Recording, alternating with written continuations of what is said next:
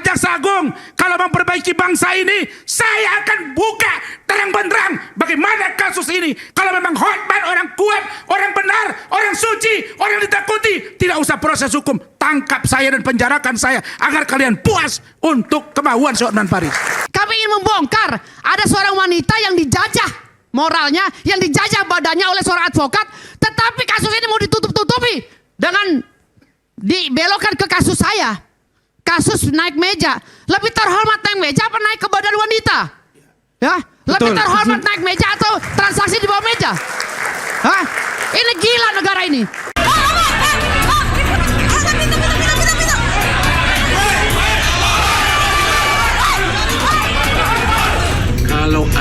Kalau pengacara Anda sudah membuat marah para hakim, masih teruskah Anda memakai dia sebagai pengacaramu?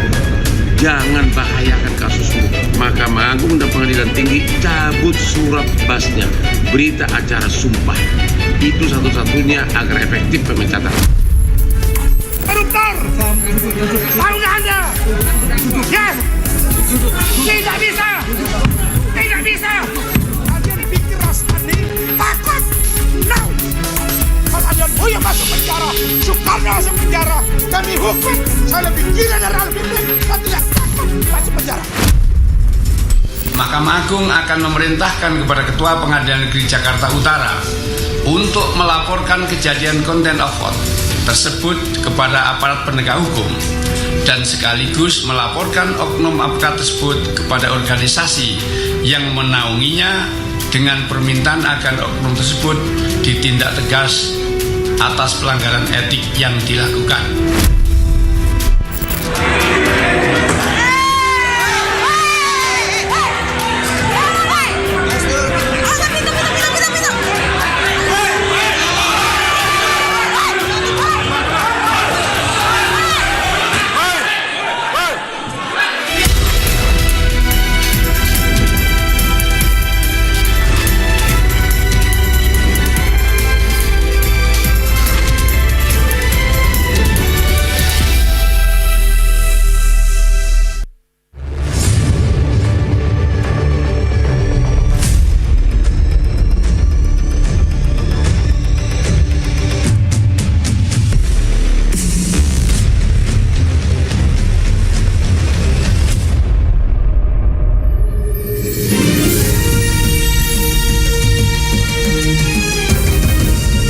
Disiarkan langsung dari studio MNC Conference Hall Ainus Tower Jakarta.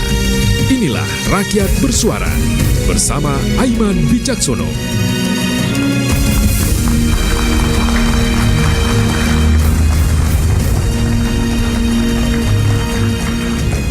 Selamat malam. Ruang sidang pengadilan yang sakral berubah gaduh. Pihak pengacara ricuh. Sebagian menilai rusuh antar pengacara layaknya premanisme di ruang sidang. Mahkamah Agung turut bersuara. Ricuh Rasman versus Hotman sebagai contempt of court alias penghinaan pengadilan. Bagaimana duduk masalahnya? Saya Aiman Wicaksono. Kita simak Rakyat Bersuara.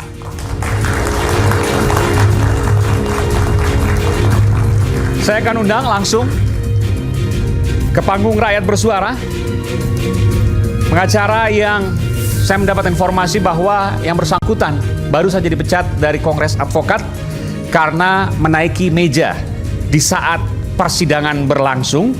Ia adalah Firdaus Oewobo. Selamat malam, Bung Firdaus.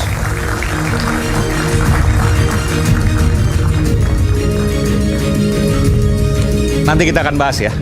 Silakan. Kemudian juga saya panggilkan pengacara dan praktisi hukum Bung Rasman Arif Nasution. Semua tokoh yang ada disebut ada di sini. Selamat malam. Terima kasih. Silakan, Bung Rasman. Kemudian hadir pula praktisi hukum Bung Saur Siagian.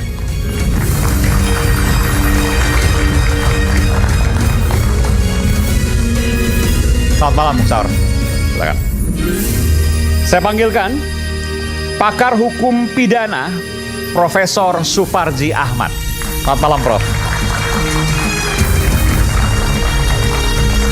Sehat selalu, Prof. Terima kasih, Mas. Silakan. Lalu kemudian saya panggilkan praktisi hukum Lehu Manan. Selamat malam, Bang Lehu. Ya. Dan last but not least, praktisi hukum yang juga pengacara, Bung Hendarsam Marantoko. Selamat malam, Bung Hendarsam. Silakan. Selamat malam, Iwan. Kami mencoba mengundang dari pihak Mahkamah Agung dan juga dari pihak Pengadilan Tinggi, namun sampai hari ini, sampai pada saat ini belum berkesempatan. Dan kita akan mengundang juga, kami juga telah mengundang juga baik pengacara Hotman Paris Hutapea maupun juga dari tim pengacaranya, namun juga sampai saat ini belum bersedia untuk hadir di Rakyat Bersuara. Saya langsung ke Bung Oiwobo. Bung Wiwobo ya. Firdaus, saya bilangnya Bung Firdaus saja ya. Anda, kita lihat nih ya, saya mau putarkan lagi videonya nih. Boleh saya minta produser untuk kita putarkan lagi? Pada saat sidang yang ricu itu? Oke. Kita bertahan. Kita bertahan.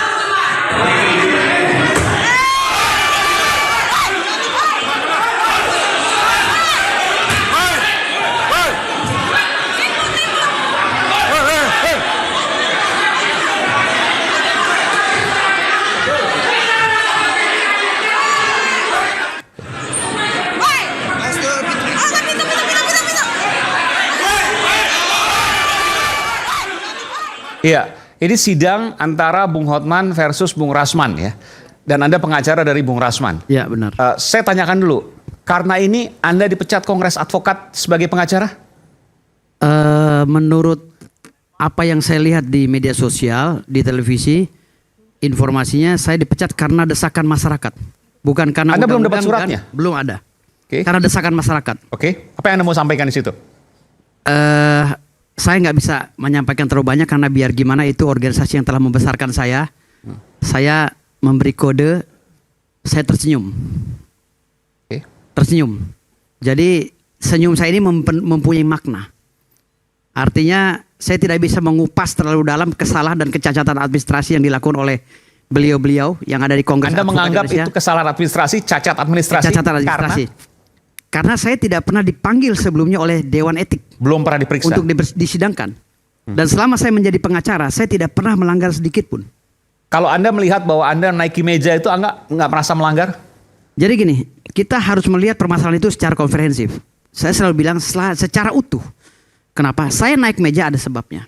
Oke. Karena dorongan daripada mental saya yang terguncang saat melihat klien saya dipersekusi. Dipersekusi. Dan versi saya dianiaya.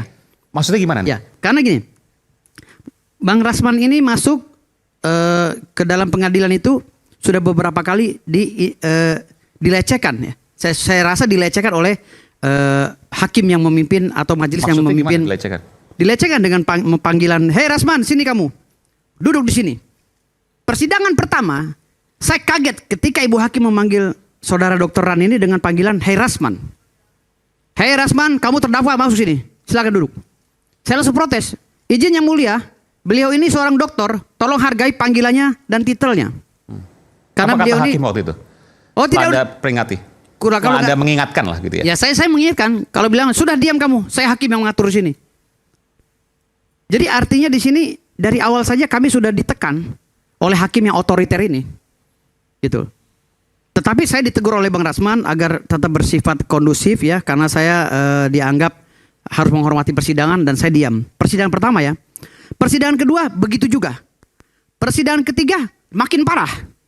Persidangan keempat lebih parah. Makin parah, lebih parah itu maksudnya seperti apa?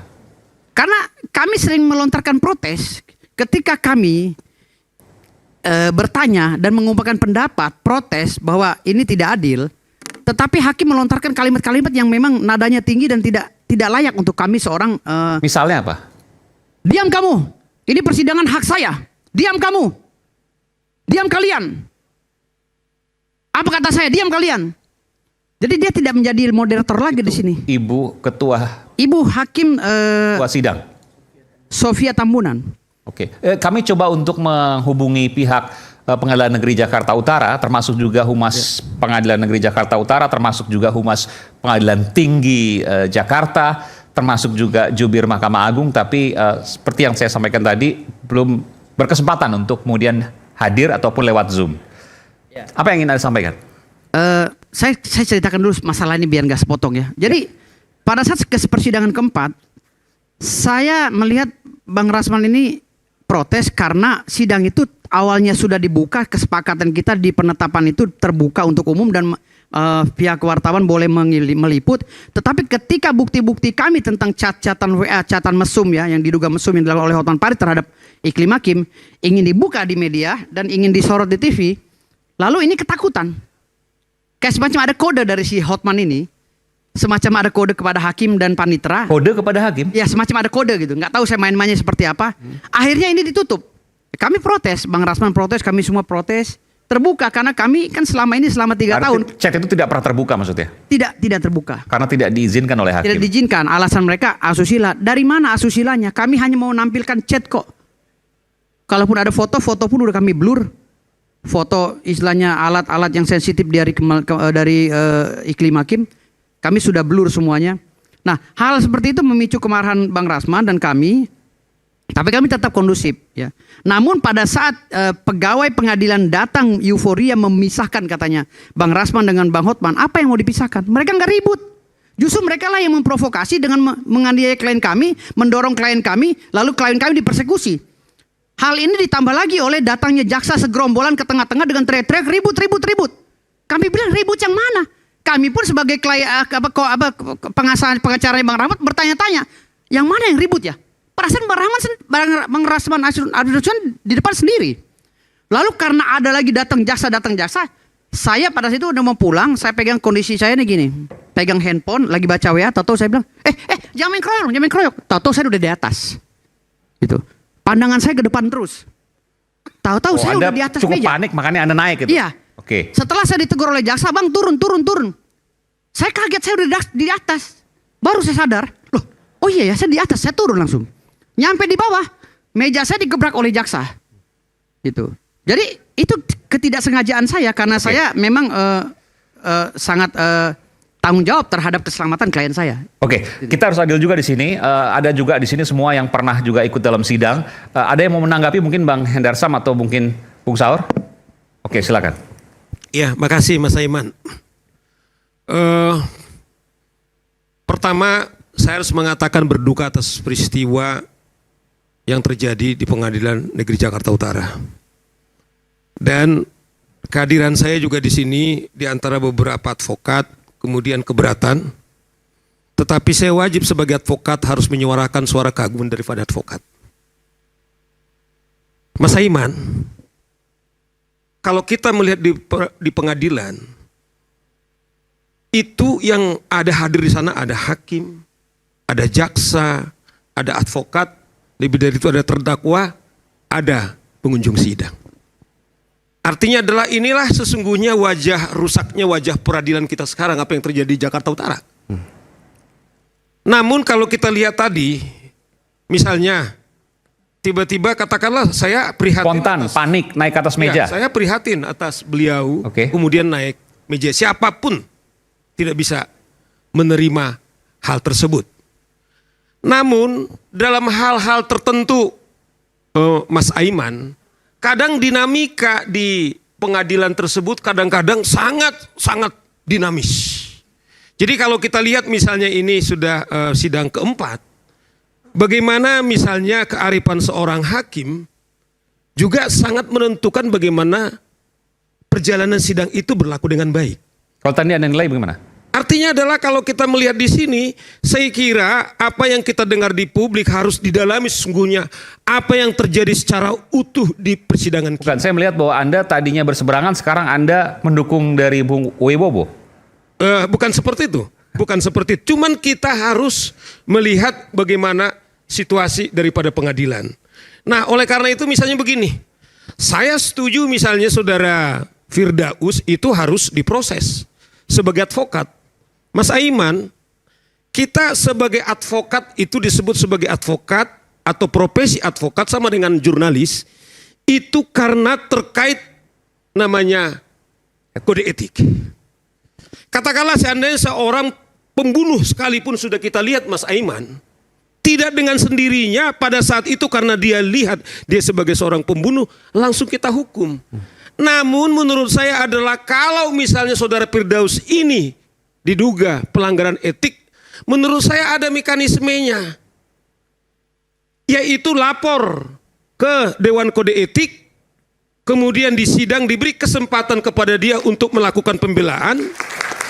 Kemudian dari pembelaan tersebut kemudian diputus. Tetapi memang Mas Aiman, inilah kesempatan yang harus saya ceritakan.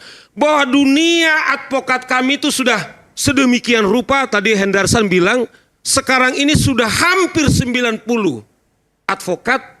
Disinilah kami, Pradi RBA, yang dalam hal ini yang terdaftar di Kumham, ya yang resmi sekalipun, rekan sejawat Oto kemudian melakukan gugatan. Tetapi yang resmi adalah Pradi RBA.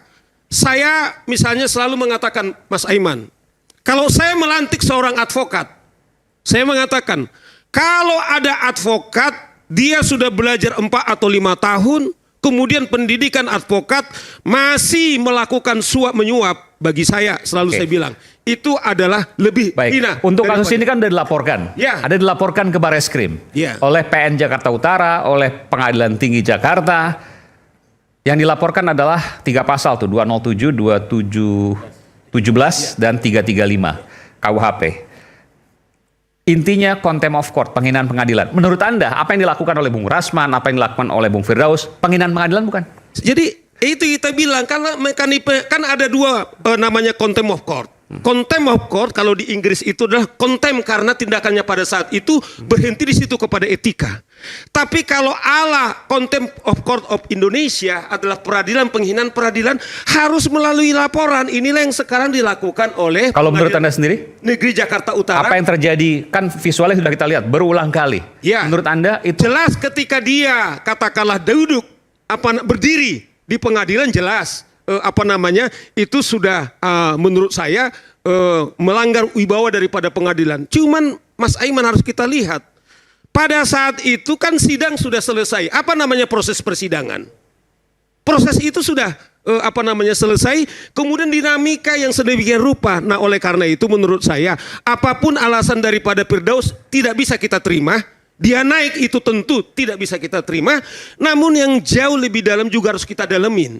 Nah, oleh karena itu menurut saya saatnya sekarang kepada seluruh organisasi advokat seperti dia misalnya. Ini juga menyedihkan dalam dunia advokat. Dipecat dia dari organisasi yang lama. Pada malam hari ada organisasi advokat menelepon dia yang saya dengar langsung ketua cabang daripada advokat. Ya itu adalah menurut Firdaus. Ini sudah. Itu apa? Apa nama lembaganya apa? Kongres Advokat. Pakai. Iya. Kongres Advokat Indonesia. Jadi Anda dipecat oleh Kongres Advokat. Iya. Dan kemudian diterima oleh Kongres Advokat Indonesia.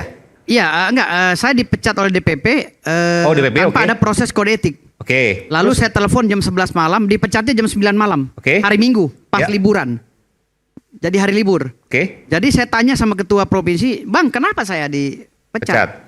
Beliau bilang, Dorongan masyarakat. Ya, karena Oke. dorongan masyarakat. Terus tadi Anda ditelepon lagi untuk dijadikan ketua. Maksudnya gimana? Saya ditelepon oleh beberapa ketua umum organisasi. Yang sama? Organisasi yang baru. Namanya? Namanya ada Pradi WPI, ada Pradi Perjuangan, Oke, ada Pradi A, Pradi B, dan termasuk Kongres Advokat yang baru juga yang lain menelpon saya, "Adinda masuk sini aja, segera," kata dia. Bahkan dijadikan ketua di sana? Ya, saya dijadikan, dan alhamdulillah saya terima satu. Saya jadi ketua Provinsi Banten, jadi ketua Pradi WPI. Pradi WPI namanya? Pradi WPI ya. Oke. Artinya adalah bahwa kalau dia dituduh sebagai contempt of court, tapi ada organisasi advokat pada distrik yang sama, kemudian menerima bahkan mempromosikan. Kamu dulu ketua nggak? Artinya apa, Bang? Artinya adalah begitulah rusaknya sekarang organisasi advokat kita. Oleh karena itu menurut saya melalui suara bersuara, rakyat bersuara ini, saatnya semua advokat kita sudah menggagas, kita kemarin sudah bertemu, supaya terbentuk yaitu Dewan Kode Etik. Kalau ada seperti Firdaus misalnya, dia merasa katakanlah tidak adil, kemudian dia lari ditampung di sana, nggak ada artinya juga. Tetapi dengan ada satu Dewan Kode Etik, siapapun yang melakukan pelanggaran tidak bisa dia lagi beracara. Jadi Anda merasa Kongres Advokat itu memecat Bung Firdaus tidak pada tempatnya karena tidak melakukan proses pemeriksaan dan sebagainya. Akhirnya kemudian masuk lembaga yang lain. Ya. Peradi WPI untuk kemudian menjadikannya ketua, itu sah-sah saja. Ya, menurut saya kalau kita dan setuju itu ada kontempokor, ada organisasi advokat yang melindungi kontempokor. Salah satu potret dari buramnya atau mungkin hancurnya dunia hukum kita. Ya, dunia hukum kita. Nah, kita kembali saat lagi, isu hangat kadang bikin menat, apalagi kalau kita tidak bisa mencerna dengan cermat. Jangan lupa secangkir kopi hangat yang nikmat untuk menemani kebersamaan dalam program Rakyat Bersuara bersama saya Aiman Wicaksono. Akan sudah kembali.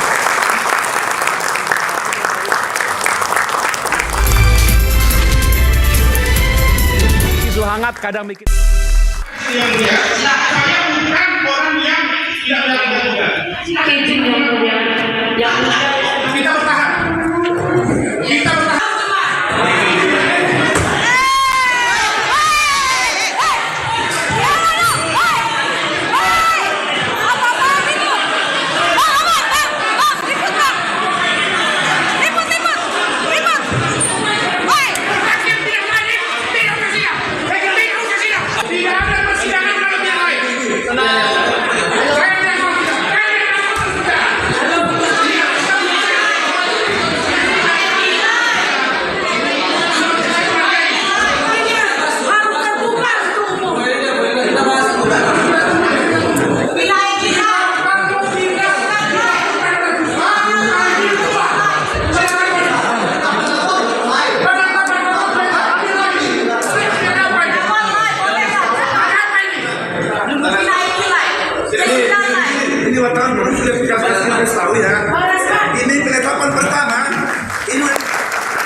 Oke, saya ke Bung Rasman dulu. Bung Rasman, apa sih yang terjadi pada waktu itu? Anda bisa ceritakan?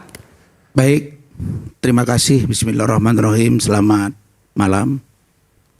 Saya dan keluarga besar serta tim hukum mengucapkan terima kasih atas diangkatnya topik oleh iNews dan juga TV malam ini, ada juga di TV yang lain. Hormat saya, Bang Saur, praktisi hukum, rekan saya, Mandarsam dan teman-teman. Saya sampaikan, pertama, saya adalah orang yang sangat mengingat setiap apa yang disampaikan oleh penegak hukum, pejabat, ketua umum organisasi advokat, dan orang-orang yang saya anggap patut menjadi uswah wa hasanah, contoh tauladan. Di antaranya saya mengutip dari pesan dari almarhum Dr. Baharudin Lopa, mantan Jaksa Agung Republik Indonesia dan mantan Menteri Kehakiman. Beliau mengatakan, banyak orang yang salah jalan, tapi mereka bersenang-senang karena memang mereka bersama orang-orang yang salah. Tapi beranilah berkata benar, masih engkau sendirian.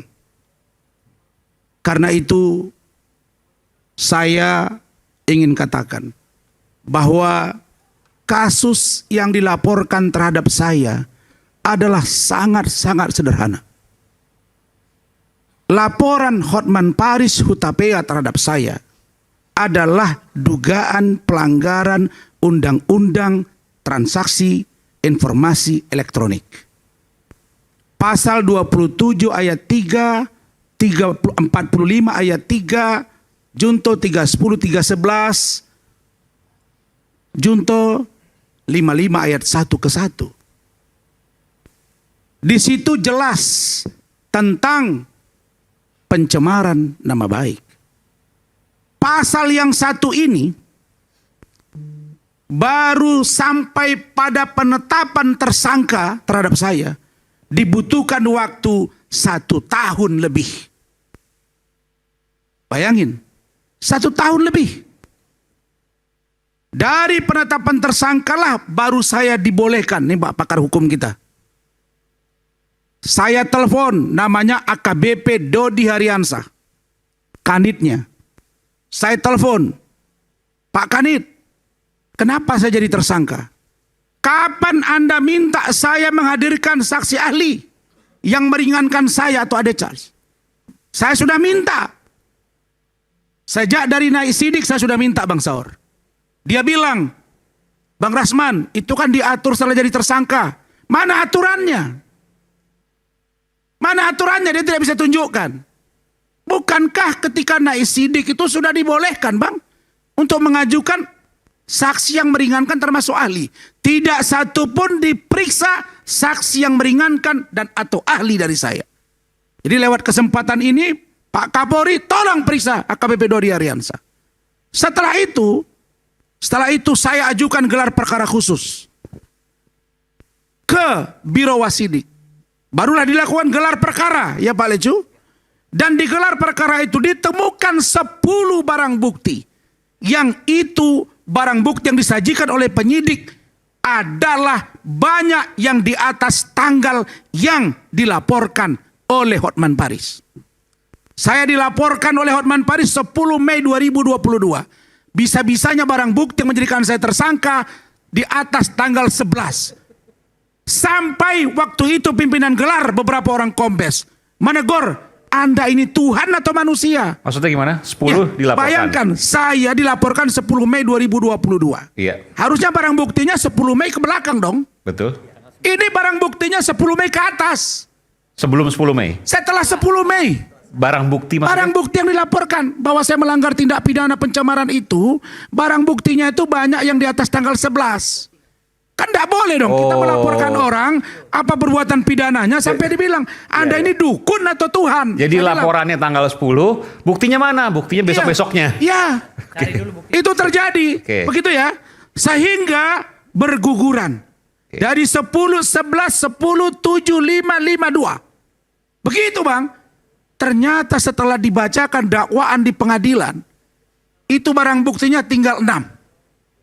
Masih mereka pertahankan di situ. Dan salah satu yang sangat memalukan, itu menjadi barang bukti yang bukan pernyataan saya, tapi tim hukum saya, yaitu Ibu Eledenetti, itu orangnya. Dia yang ngomong, tapi ada barang bukti di dakwaan bahwa saya yang mengatakan itu. Ini memang benar-benar kebablasan. Saya udah mulai malas membela polisi. Karena saya lihat dari awal Bang Saur banyak yang tegur saya. Bang Rasman buat apa bantu-bantu polisi? Saya bilang saya tidak melihat institusi apa pribadinya, tapi saya lihat institusinya. Saya berharap lewat kesempatan ini Pak Kapolri, Pak Irwasum periksa. Kita buka-bukaan. Oke, setelah saya jadi tersangka, untuk naik menjadi P21 dibutuhkan waktu 18 bulan Bang. 18 bulan. Tersangka ke P21, bolak-balik Bung Indarsam, bolak-balik. 19 P19. Kenapa? Karena alasan seorang perempuan bernama Putri Klima Aprilia mengatakan kepada saya bahwa dia dilecehkan, kita preskon, dia di samping saya, ada video, terus dia bilang nggak dilecehkan dengan alasan tidak ada bukti. Saya sajikan tanda tangan kuasa. Diuji lab, dibilang tidak identik. Tidak identik. Saya panggil yang mengerjakan surat kuasa, diperiksa, didampingi, ada foto, diabaikan itu semua. Setelah itu saya mulai diskusi dengan jaksa. Pejabat tinggi kejaksaan, Pak Jaksa Agung. Saya akan kasih namai orangnya ini kalau Bapak panggil saya. Kalau enggak kami akan surati. Saya berdiskusi dengan keluarga saya Bu Ade, dengan teman saya. Ya, mantan petinggi Mabes Polri. Saya komunikasi dengan seorang jaksa yang juga petinggi. Yang sekarang menjabat di salah satu kejaksaan tinggi di daerah, ya. Apa dia bilang? Bang, ini tidak cukup unsur. Kami bertemu 3 kali. Saya nggak usah cerita apa yang terjadi antara saya dengan dia. Ternyata belakangan saya dapat informasi dia yang sudah menyetujui agar itu di P21. Apa cerita ini? Pak Jaksa Agung, kalau memperbaiki bangsa ini, saya akan buka terang benderang bagaimana kasus ini. Kalau memang Hotman orang kuat, orang benar, orang suci, orang ditakuti, tidak usah proses hukum. Tangkap saya dan penjarakan saya agar kalian puas untuk kemauan Hotman Paris. Anda melihat bahwa semua ini ada dugaan rekayasa? Ya. Apa kata mereka? Begitu saya telepon teman saya, abang saya itu, dia teleponlah jaksa yang bersangkutan. Ya Bu Ade, betul nggak Bu Ade? Apa dia bilang? Saya telepon nggak diangkat. Lalu dia bilang, bang uji lab saja bang. Uji lab aja ke luar negeri bang. Dia ngomong.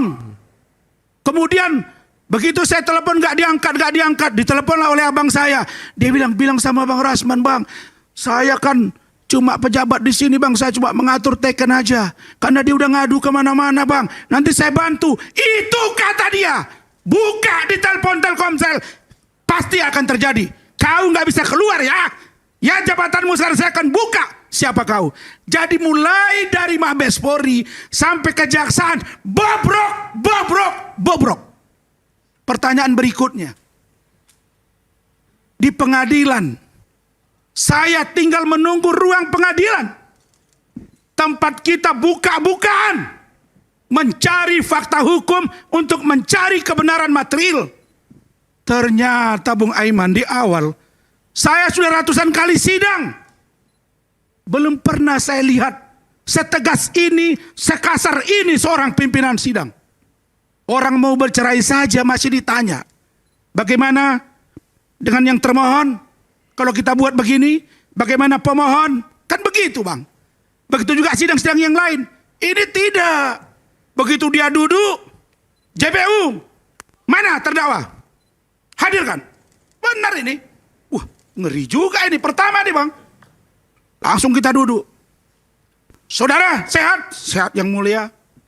Saudara, ikut perintah? Siap yang mulia. JPU, hadirkan kapan saja. Kalau tidak tepat waktu, perintahkan, beritahu, kami buat penetapan ditahan. Iya. Hakim ini, kami lihat-lihatan ini. Dipanggillah saya dengan kasar. Komplainlah Pak Firdaus, Ibu Elida Neti, Ibu Foni, semua. Berdiri dia. Yang mulia, tolong memanggil klien kami dengan cara yang baik. Diam saudara. Saya yang mengatur. Saya langsung begini. Yang mulia, mohon maaf yang mulia. Kalau ada kesalahan dari tim hukum saya mohon maaf. Saya akan peringati mereka. Benar tidak? Ya Bu Ida. Dan saya bilang, saya sudah ingatkan seluruh tim hukum saya. Jangan benturan dengan majelis hakim.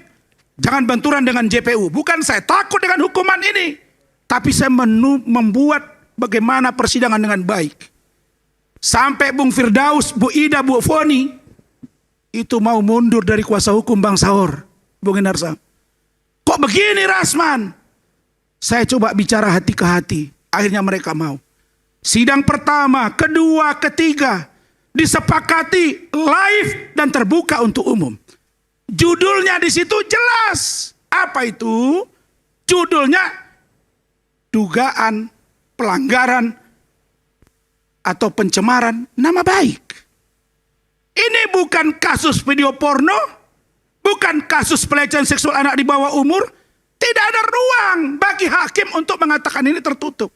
Tapi dipaksakan. Dan begitu sidang keempat itu dibuka bang. Itu tidak ditanya-tanya ke kami. Bang Saur, tidak ditanya Bung Indar Sampak, ahli. Biasanya kan kami sidang kita buka. Kemudian ini karena menyangkut konten ini. Kami memutuskan begini. Bagaimana pendapat? Kan begitu. Tidak ada itu. Langsung dia ngomong. Hakim sudah bermusyawarah memutuskan sidang tertutup untuk umum. Mana terdakwa? Hadirkan. Mana korban? Hadirkan. Hotman dengan begini. Lihat tuh, kenapa tidak ditegur? Saya kan ada vertigo dikit. Kemarin malam saya makan obat vertigo ya. Saya muter begini ke belakang, betul kan? Langsung dimarah. Saudara terdakwa, lihat ke depan. Ya, dalam hati saya, ini saya yang dipelonco atau dalam seminar? Apa maaf, militer.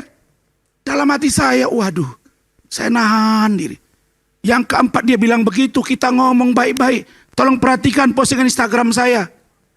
Yang mulia, ini adalah chattingan-chattingan pembicaraan. Dan Hotman juga sudah berbicara di media banyak. Kenapa harus tertutup? Tidak, ini harus tertutup. Kami yang putuskan. Saya berdiri. Yang mulia, tolong ya Hakim Agung, Bapak Sunarto Ketua Mahkamah Agung, saya baca buku, saya baca di satu media Kompas 1 halaman tentang riwayat hidup Bapak. Saya fotokopi, saya kirim dan saya serahkan kepada majelis jaksa dan seluruh tim hukum saya untuk perbaikan hukum. Tapi saya nyembah begini tidak dihargai. Saya bilang, kalau begitu yang mulia tidak usah sidangkan saya, vonis saja. Langsung dia skor. Oh, Anda berkatakan itu? Iya, semua benar tuh. Karena Anda merasa waktu itu Anda tidak Sudah percaya. Sudah perlu lagi. Saya berdiri, kita bertahan ya. Bertahan untuk tidak ribut. Tertib di kursi. Dia pergi. Dan ini prosesnya kan masih jalan. Sidangnya sudah selesai. Sudah diskor. Dia sudah meninggalkan kursi. Anggota majelis sudah meninggalkan kursi. Bukan, sidang ini kan masih belum vonis kan? Belum, masuk awal. Tapi Anda mengatakan seperti ini, Anda nggak takut sama sekali. Karena hakim bisa memutuskan apapun. Saya berpikir, kalau hakim sudah barbar, tidak usah lagi di sidang-sidang, hukum aja.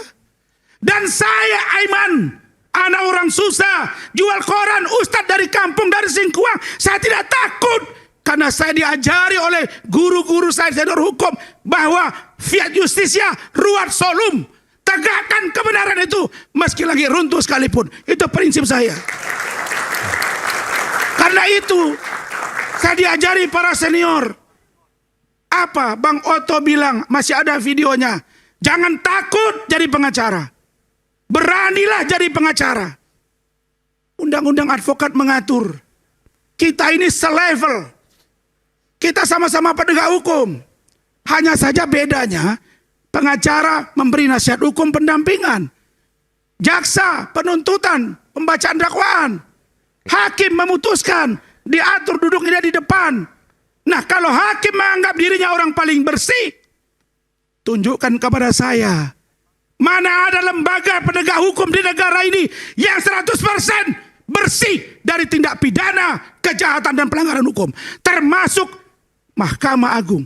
Tidak cukupkah wahai Hakim Agung, Pengadilan Tinggi, Pengadilan Negeri, kalian bersuara atas nama Ikatan Hakim. Kalian merasa bahwa kalian direndahkan oleh Rasman dan kawan-kawan. Kalian lupa Zarab Richard 1 triliun memalukan, tidak akan menampar wajah kalian. Kalian lupa Hasbi, sekretaris Mahkamah Agung, sampai sawit disita di kampung saya di Padang Lawas. Tidak cukup kata memalukan kalian. Kalian lupa Ronald Tanur memalukan hakim. Kok Anda tidak ribut tentang itu? Kok Anda tidak preskon tentang itu? Memalukan dan minta maaf. Sekarang Anda pasang badan. Maka Bung Aiman, 1 senti pun saya tidak akan mundur. Karena saya percaya saya tidak salah dalam menegakkan kebenaran. Anda dilaporkan hari ini bukan hanya oleh Hakim Pengadilan Negeri Jakarta Utara, tapi juga oleh Pengadilan Tinggi. Dan semua dari mereka itu yang mungkin nanti akan mengadili kasus yang akan dilaporkan oleh mereka. Saya sudah bilang tadi, tanya wartawan. Saya bilang sama mereka, laporkan jangan pasal ece-ece, itu pasal remeh-temeh itu. 335 setahun, kan begitu Bang ya. 207, 217 3 minggu. Iya, baru ini ada di dunia ini. Jangan sampai yang dibilang sama Pak Anies, di negara apa ini ha? Negara apa ini? Kodoha atau apa? Jangan sampai baru ini ada di dunia negara demokrasi. Satu lembaga tertinggi Mahkamah Agung memerintahkan lembaga di bawahnya untuk melaporkan para lawyer yang protes. Kalau mereka fair, saya datang ke KAY, saya datang ke Mahkamah Agung, mereka preskon di atas, kami tunggu di bawah, tidak berani. Di mana gentlenya? Mereka pengecut, sama dengan Hotman Paris yang pengecut. Baik. Mana dia? Debat, bawa dia ke sini. Jangan ngucap di media. Begitu sikap saya. Baik, terima kasih. Saya ke Bung Hendar Sam. Bung Hendar Sam, apa yang disampaikan oleh Bung Rasman ini masuk akal semua? Mungkinkah seperti itu dari tahap penyidikan di kepolisian, lalu kemudian kejaksaan, sampai kemudian di pengadilan? Apa yang disampaikan oleh Bung Rasman dugaannya rekayasa. Itu yang kemudian disampaikan dan dirasakan. Apakah mungkin? Saya nggak akan masuk ke situ, tapi saya cukup waktu nggak dengan Bang Rasam. Jadi gini ya. Kalau kita melihatnya secara parsial satu persatu, kita balik ke tema awal daripada ini bahwa apakah ada contempt of court atau tidak, ya kan? Ini ya. Enggak, prosesnya dulu. Anda punya pendapat soal itu? Kalau masalah proses, tentunya kedua belah pihak kan mempunyai pandangan masing-masing ya. Dan juga belum ada putusan hakim terkait dengan masalah ini. Jadi saya tidak dalam konteks itu, karena saya punya misi lain terkait dengan sebenarnya kenapa sih? Ini kan hilirnya. Apa yang terjadi saat ini hilir. Jadi kalau saya balik ke sejarah kenapa ini bisa terjadi. Kawan-kawan ini dan yang lain-lain ini kan ini objek dari hancurnya organisasi advokat kita. Kalau kita mau lihat. Jadi kasih saya waktu, ini misi dan keresahan saya ini, saya sudah buat tulisan itu di tahun 2022. Termasuk juga akhirnya merembet ke yang lain, menegak hukum yang lain. Betul, enggak ke situ. Jadi saya sudah buat tulisan, ya kan, profesi advokat diambang kehancuran. Itu 2022 dan keresahan saya itu sudah di tahun 2020 itu sudah ada sebenarnya. Gejala-gejala itu. Saya enggak menunjuk ke 1, 2 dan lain. Karena banyak sekali yang terjadi. Jadi yang melihatnya gini ya. Mohon dikasih waktu agak sedikit panjang juga ya. Bahwa sebenarnya Undang-Undang 18 tahun 2003 tentang advokat itu kan dibuat amanatnya single bar. Sebelum itu dia multi bar. Jadi ada beberapa organisasi advokat terpecah-pecah. Amanatnya ini single bar. Jadi satu organisasi ya yang namanya kemudian diputuskan namanya Pradi pada saat itu. Dibuatlah sebelum Pradi itu namanya Komite Kerja Advokat Indonesia. 2003 ya sampai 2004 itu Komite Kerja Advokat itu merumuskan. 2005 diputuskan bahwa dibentuklah disepakati namanya Pradi. Organisasi tunggal, semua sepakat dengan masalah itu. Kemudian 2006 mulai PKPA itu, mulai ujian mulai proses seleksinya lah. Ya seleksi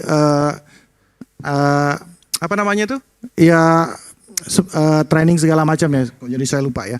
Nah, kemudian 2007 itu tes. 2006 sorry. Oke, ya prosesnya itulah. Prosesnya itu. Oke. Kemudian berkembang. Kemudian terjadi perpecahan. Oke. Kemudian terjadi perpecahan di organisasi ini.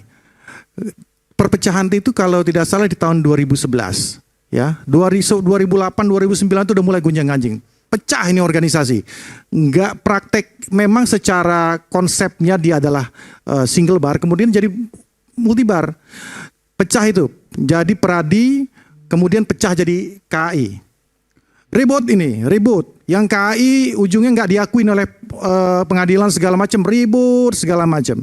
Nah, pada saat itu ujungnya ya di 2015 itu karena ada desakan, saya nggak tahu lagi sebenarnya dan lain sebagainya dinamikanya, Mahkamah Agung mengeluarkan surat keputusan ya di tahun 2015 untuk membuka keran ini. Seluruh organisasi boleh melakukan boleh melakukan pelatihan dan melakukan sumpah sendiri.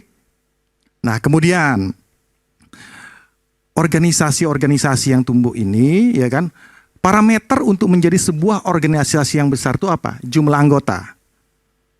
Kemudian, ya ini mohon maaf ya kan, saya harus buka belak-belakan. Atas parameter tersebut, maka para organisasi-organisasi advokat ini kemudian berlomba-lomba merekrut anggota sebanyak mungkin.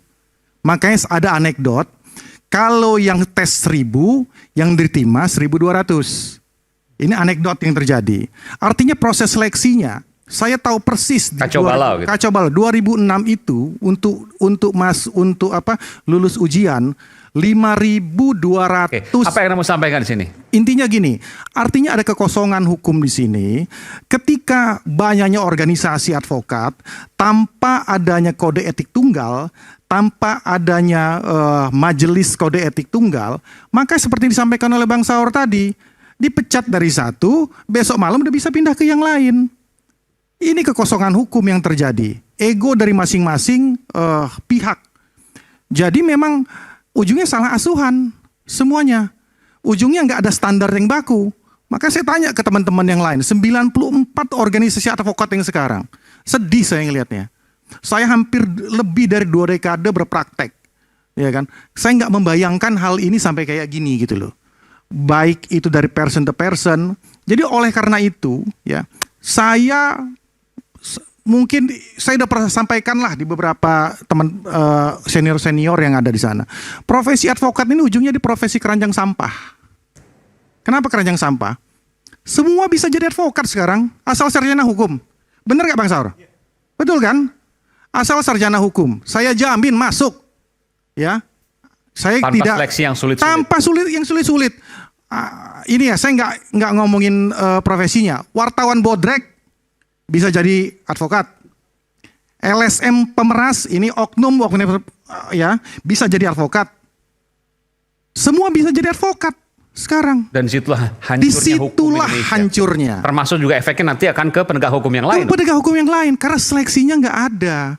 Nah oleh karena itu goalnya ini saya sudah buat ya naskah akademik bagaimana urgensi perubahan undang-undang advokat ini penting untuk dilakukan. Jangan sampai artis memang harus benar-benar selektif. Bayangkan di angkatan pertama dulu itu 5.300 yang lulus cuma 230. Kalau saya nggak salah. Sangat selektif sekali. Makanya ada anekdot yang daftar 1.000, yang di indikasi 1.200. Jadi kaitannya dengan kasusnya Bang Rasman dan versus Hotman apa? Sebenarnya kan gini, ini kan masalah saya nggak masuk ke hal-hal yang sifatnya. Enggak, ini kan kita bicara soal itu ya. Oke, karena gini atau apapun, silakan. Sistem yang terjadi kekosongan hukum di sini ya terkait dengan masalah perekrutan advokat ini yang menjadi lubang bagi para pihak ya di organisasi advokat. Saya ambil contoh ya yang dilakukan terlepas daripada pemecatan dilakukan oleh rekan Firdaus tadi.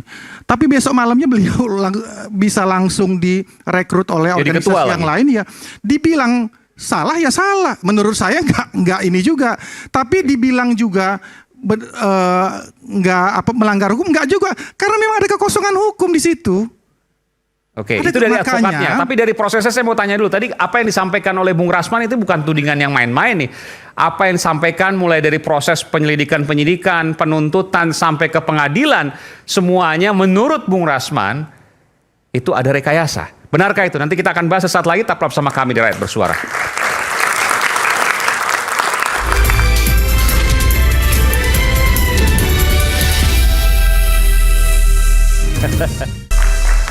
Ya, saya mau ke Bung Lehu, tapi sebelum ke Bung Lehu, saya mau mengingatkan dulu Bung Rasman. Bung Rasman, apa yang Anda sampaikan tadi itu bukan tudingan main-main loh. Tudingan dari proses penyidikan di kepolisian, lalu kemudian penuntutan di kejaksaan, sampai di pengadilan ke hakim-hakim ya yang ada di sana.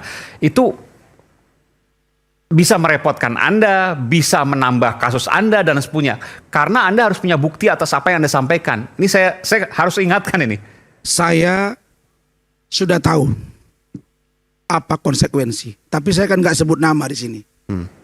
Saya bersedia diperiksa oleh Kadif Propam, Bareskrim, Mabespori terhadap kasus yang saya hadapi.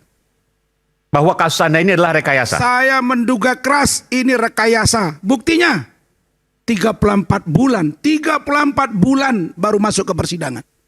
Kasus korupsi nggak sampai begini. Narkoba 1 ton nggak nyampe begini lama. Artinya apa? Something wrong. Kekejaksaan juga begitu. Panggil saya Pak Jaksa Agung. Biar saya dengan istri dan tim saya menjelaskan di mana kami ketemu. Kenapa? Apa yang dia sampaikan ke saya. Kenapa istri Anda kenapa? Istri saya ikut. Waktu? Mendampingi saya. Waktu saya bertemu dengan oknum itu. Maksudnya gimana nih? Iya, bertemu dia memberitahu ke saya bahwa ini tidak masuk unsur. Ketika saya ngadu cek lab, ini loh fotonya Bang, tanda tangan ada tapi dibilang tidak identik, bayangin itu.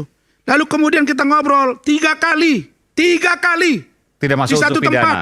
Dia bilang tidak masuk unsur ini Bang Rasman. Tapi saya tidak berada di posisi itu. Jadi abang maju terus, bila perlu ajukan cek lab. Supaya kemana bang? Ke Singapura. Cek lab apa nih maksudnya? Cek lab internasional karena tanda tangan dibilang tidak identik. Padahal ada foto. Belakangan kami tahu dia ada di posisi itu, bos. Dia yang dorong. Setelah itu saya ngadu ke teman saya yang mantan pejabat tinggi Polri. Diteleponlah dia. Bilang sama Rasman, jangan ditelepon saya. Saya kan bang cuma lalu lintas komunikasi. Karena si Hotman teriak-teriak. Panggil saya, biar saya jelasin. Nah ini maksudnya apa lagi? Kasus ini naik karena pelapornya Bang Hotman waktu itu teriak-teriak. Katanya begitu. Kemarin juga. Saya boleh tanya ke istri iya, Bang? setelah itu di Pengadilan Jakarta Utara kami bersidang. Panggil saya, Pak Ketua Mahkamah Agung.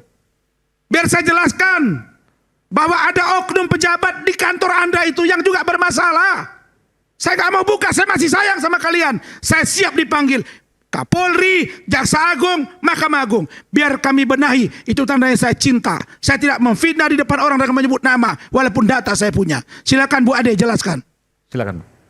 Baik, saya di sini selalu mendampingi Bang Rasman ya, baik itu. Ini istri dari Bung Rasman ya, oke. Baik itu penerimaan klien, pendampingan, dan boleh ditanya semua klien Bang Rasman pasti kenal dengan saya gitu. Nah, karena kita sudah Bang Rasman udah saking bingung ya, kenapa ini di kasus di Mabes Polri ini kok sebegininya, bukti tidak diberikan. Saya tuh sangat paling tahu proses si Iklim Hakim datang minta kuasa hukum ke Bang Rasman, sampai detik ini saya tuh tahu bagaimana Iklim Hakim datang menangis, mentalnya hancur pada saat itu kan, saya ada di situ gitu. Anda mendengar sendiri waktu itu? Mendengar sendiri, bahkan dia mengirim foto percobaan bunuh diri gitu loh. Saya udah nggak sanggup, katanya. Bahkan kita menguatkan kan bahwa dia itu dilecehkan sama si HPH. Dan itu saya juga ikut menemani si Iklim Hakim ini ke Kementerian PPA. Di situ dia menangis, mengadu semuanya di situ. Nah itu ada rekamannya bang. Makanya kami bingung, Bang Rasman bingung. Ini ada apa dah? Makanya kita diminta ibaratnya gini, minta advice lah ke si jaksa ini. Pada waktu itu si jaksa ini tidak menjabat di posisi yang sekarang. Dah begitu kan berkas Bang Rasman kan bolak-balik P19 dibalik ada 3 kali kalau nggak salah Pak Leco ya. Nah kami ingin setelah itu kan mau minta SP3, minta gelar perkara. Kita datangilah kan untuk minta proses gelar perkara SP3. Kemudian dicek ternyata udah P21 dan kita cek, kita shock. Saya Bang Rasman itu shock, sangat shock gitu loh.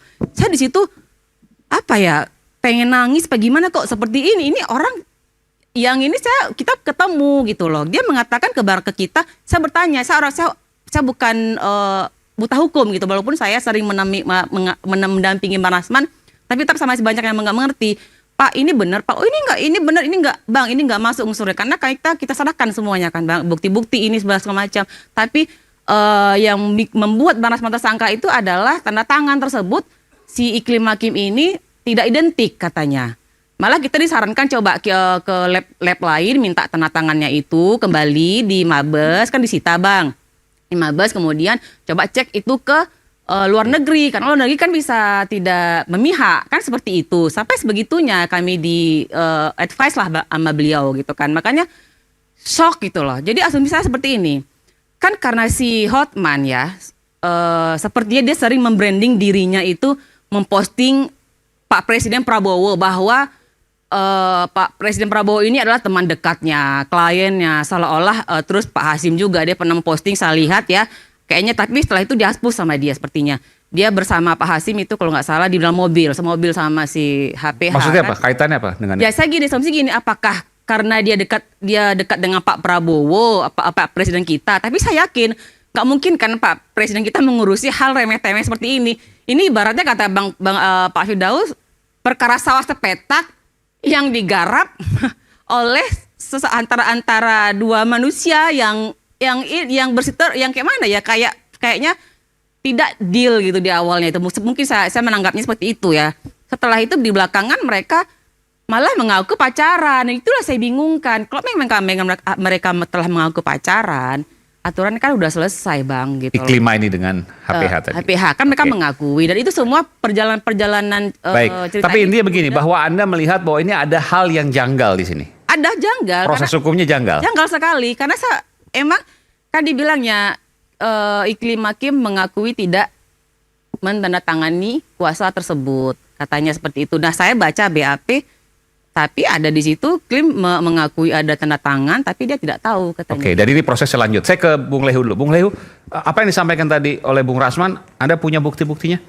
Kebetulan memang yang disampaikan sama Bang Rasman itu semuanya benar. Semuanya benar. Karena saya dampingin Bang Rasman dari pertama proses di kepolisian, kemudian proses lagi di kejaksaan sampai ke pengadilan. Artinya memang ada proses-proses yang kita lihat memang secara kasat mata kita itu dilewatkan. Contoh satu yang paling saya kecewa itu adalah bahwa Bang Rasman menerima kuasa, bahwa Iklima benar menaikkan kuasa itu di hotel apa Bang Rasman? Di Grand Hyatt.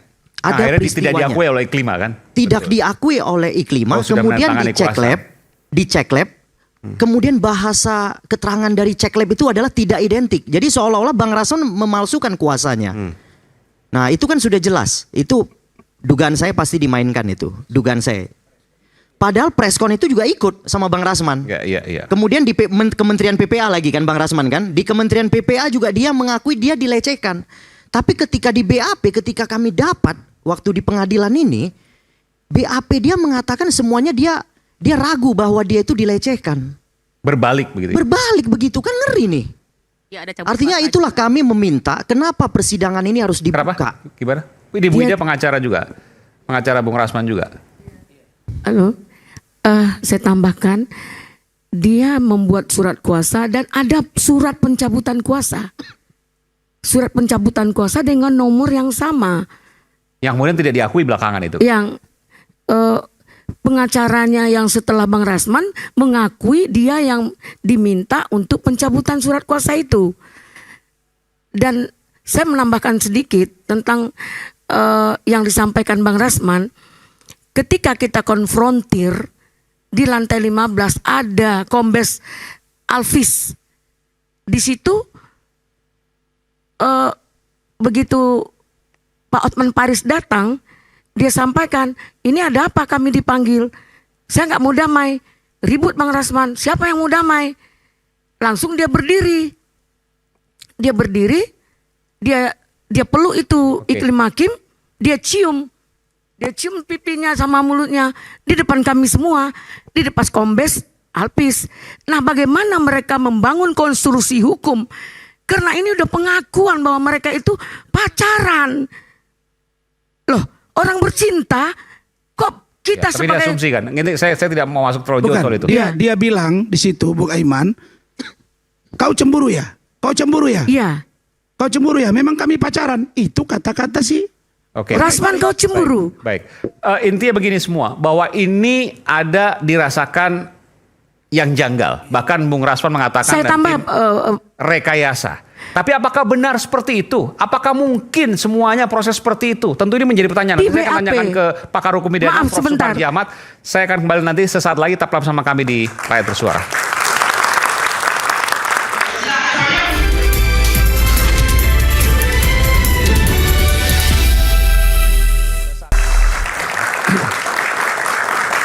Tadi apa yang disampaikan oleh Bung Rasman, Bung Lehu, dan kemudian beberapa pengacara lain juga kemudian melihat bahwa ada dugaan rekayasa. Tapi ini luar biasa kalau memang disampaikan benar ya. Dari tingkat penyidikan, penuntutan, sampai pengadilan. Apakah mungkin, Prof. Suparji? Ya, saya menikmati perdebatan ini tadi ya. Dan ini pelajaran yang menarik bagi seorang akademisi untuk lebih perhatikan ya dunia pendidikan. Sehingga kalau kita bahas satu-satu tadi, mungkin Anda bisa lihat dari proses penyidikan misalnya. Bukti-buktinya itu maju. Jadi misalnya dilaporkan tanggal 10 tapi buktinya tanggal 11, 12, 16, 17. Itu apakah mungkin? Ya, sebelum masuk di situ, saya ingin memberikan satu poin bahwa bagaimana pendidikan kita hukum harus diperbaiki ya. Sehingga kemudian hukum menjadi lebih baik ya. Dalam konteks advokat lebih selektif gitu ya, betul-betul memperhatikan integritas, profesionalitas, stabilitas emosi, dan lain sebagainya. Demikian pula aparat penegak hukum yang lain, supaya kemudian tidak ada kebrokan dalam penegakan hukum. Jadi ini refleksi yang sangat penting bagi dunia pendidikan hukum untuk berbenah, sehingga lahirlah sarjana-sarjana hukum yang baik di kedepanan. Yang kedua, kaitannya dengan soal apakah mungkin ya, soal rekayasa gitu. Tentunya dalam hal ini saya bicara tidak pada konteks asumsi ya, tetapi bagaimana bahwa ada piranti dalam konteks misalnya ada soal kesalahan prosedur, ada mekanisme kontrol horizontal melalui pra-peradilan.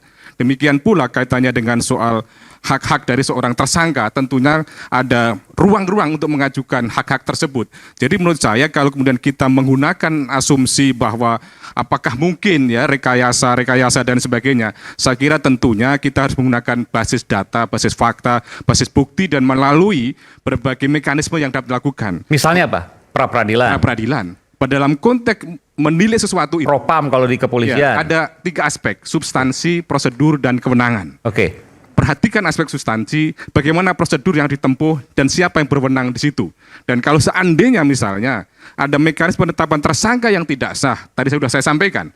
Demikian pula dalam konteks misalnya ada proses-proses BAP atau kemudian ada proses-proses rekayasa penyelidikan, tentunya ada mekanisme tadi. Itu saya sampaikan adanya gelar di Wasidik dan lain sebagainya. Jadi menurut saya adalah ketika kita kemudian kalau di kejaksaan misalnya, di penuntutan?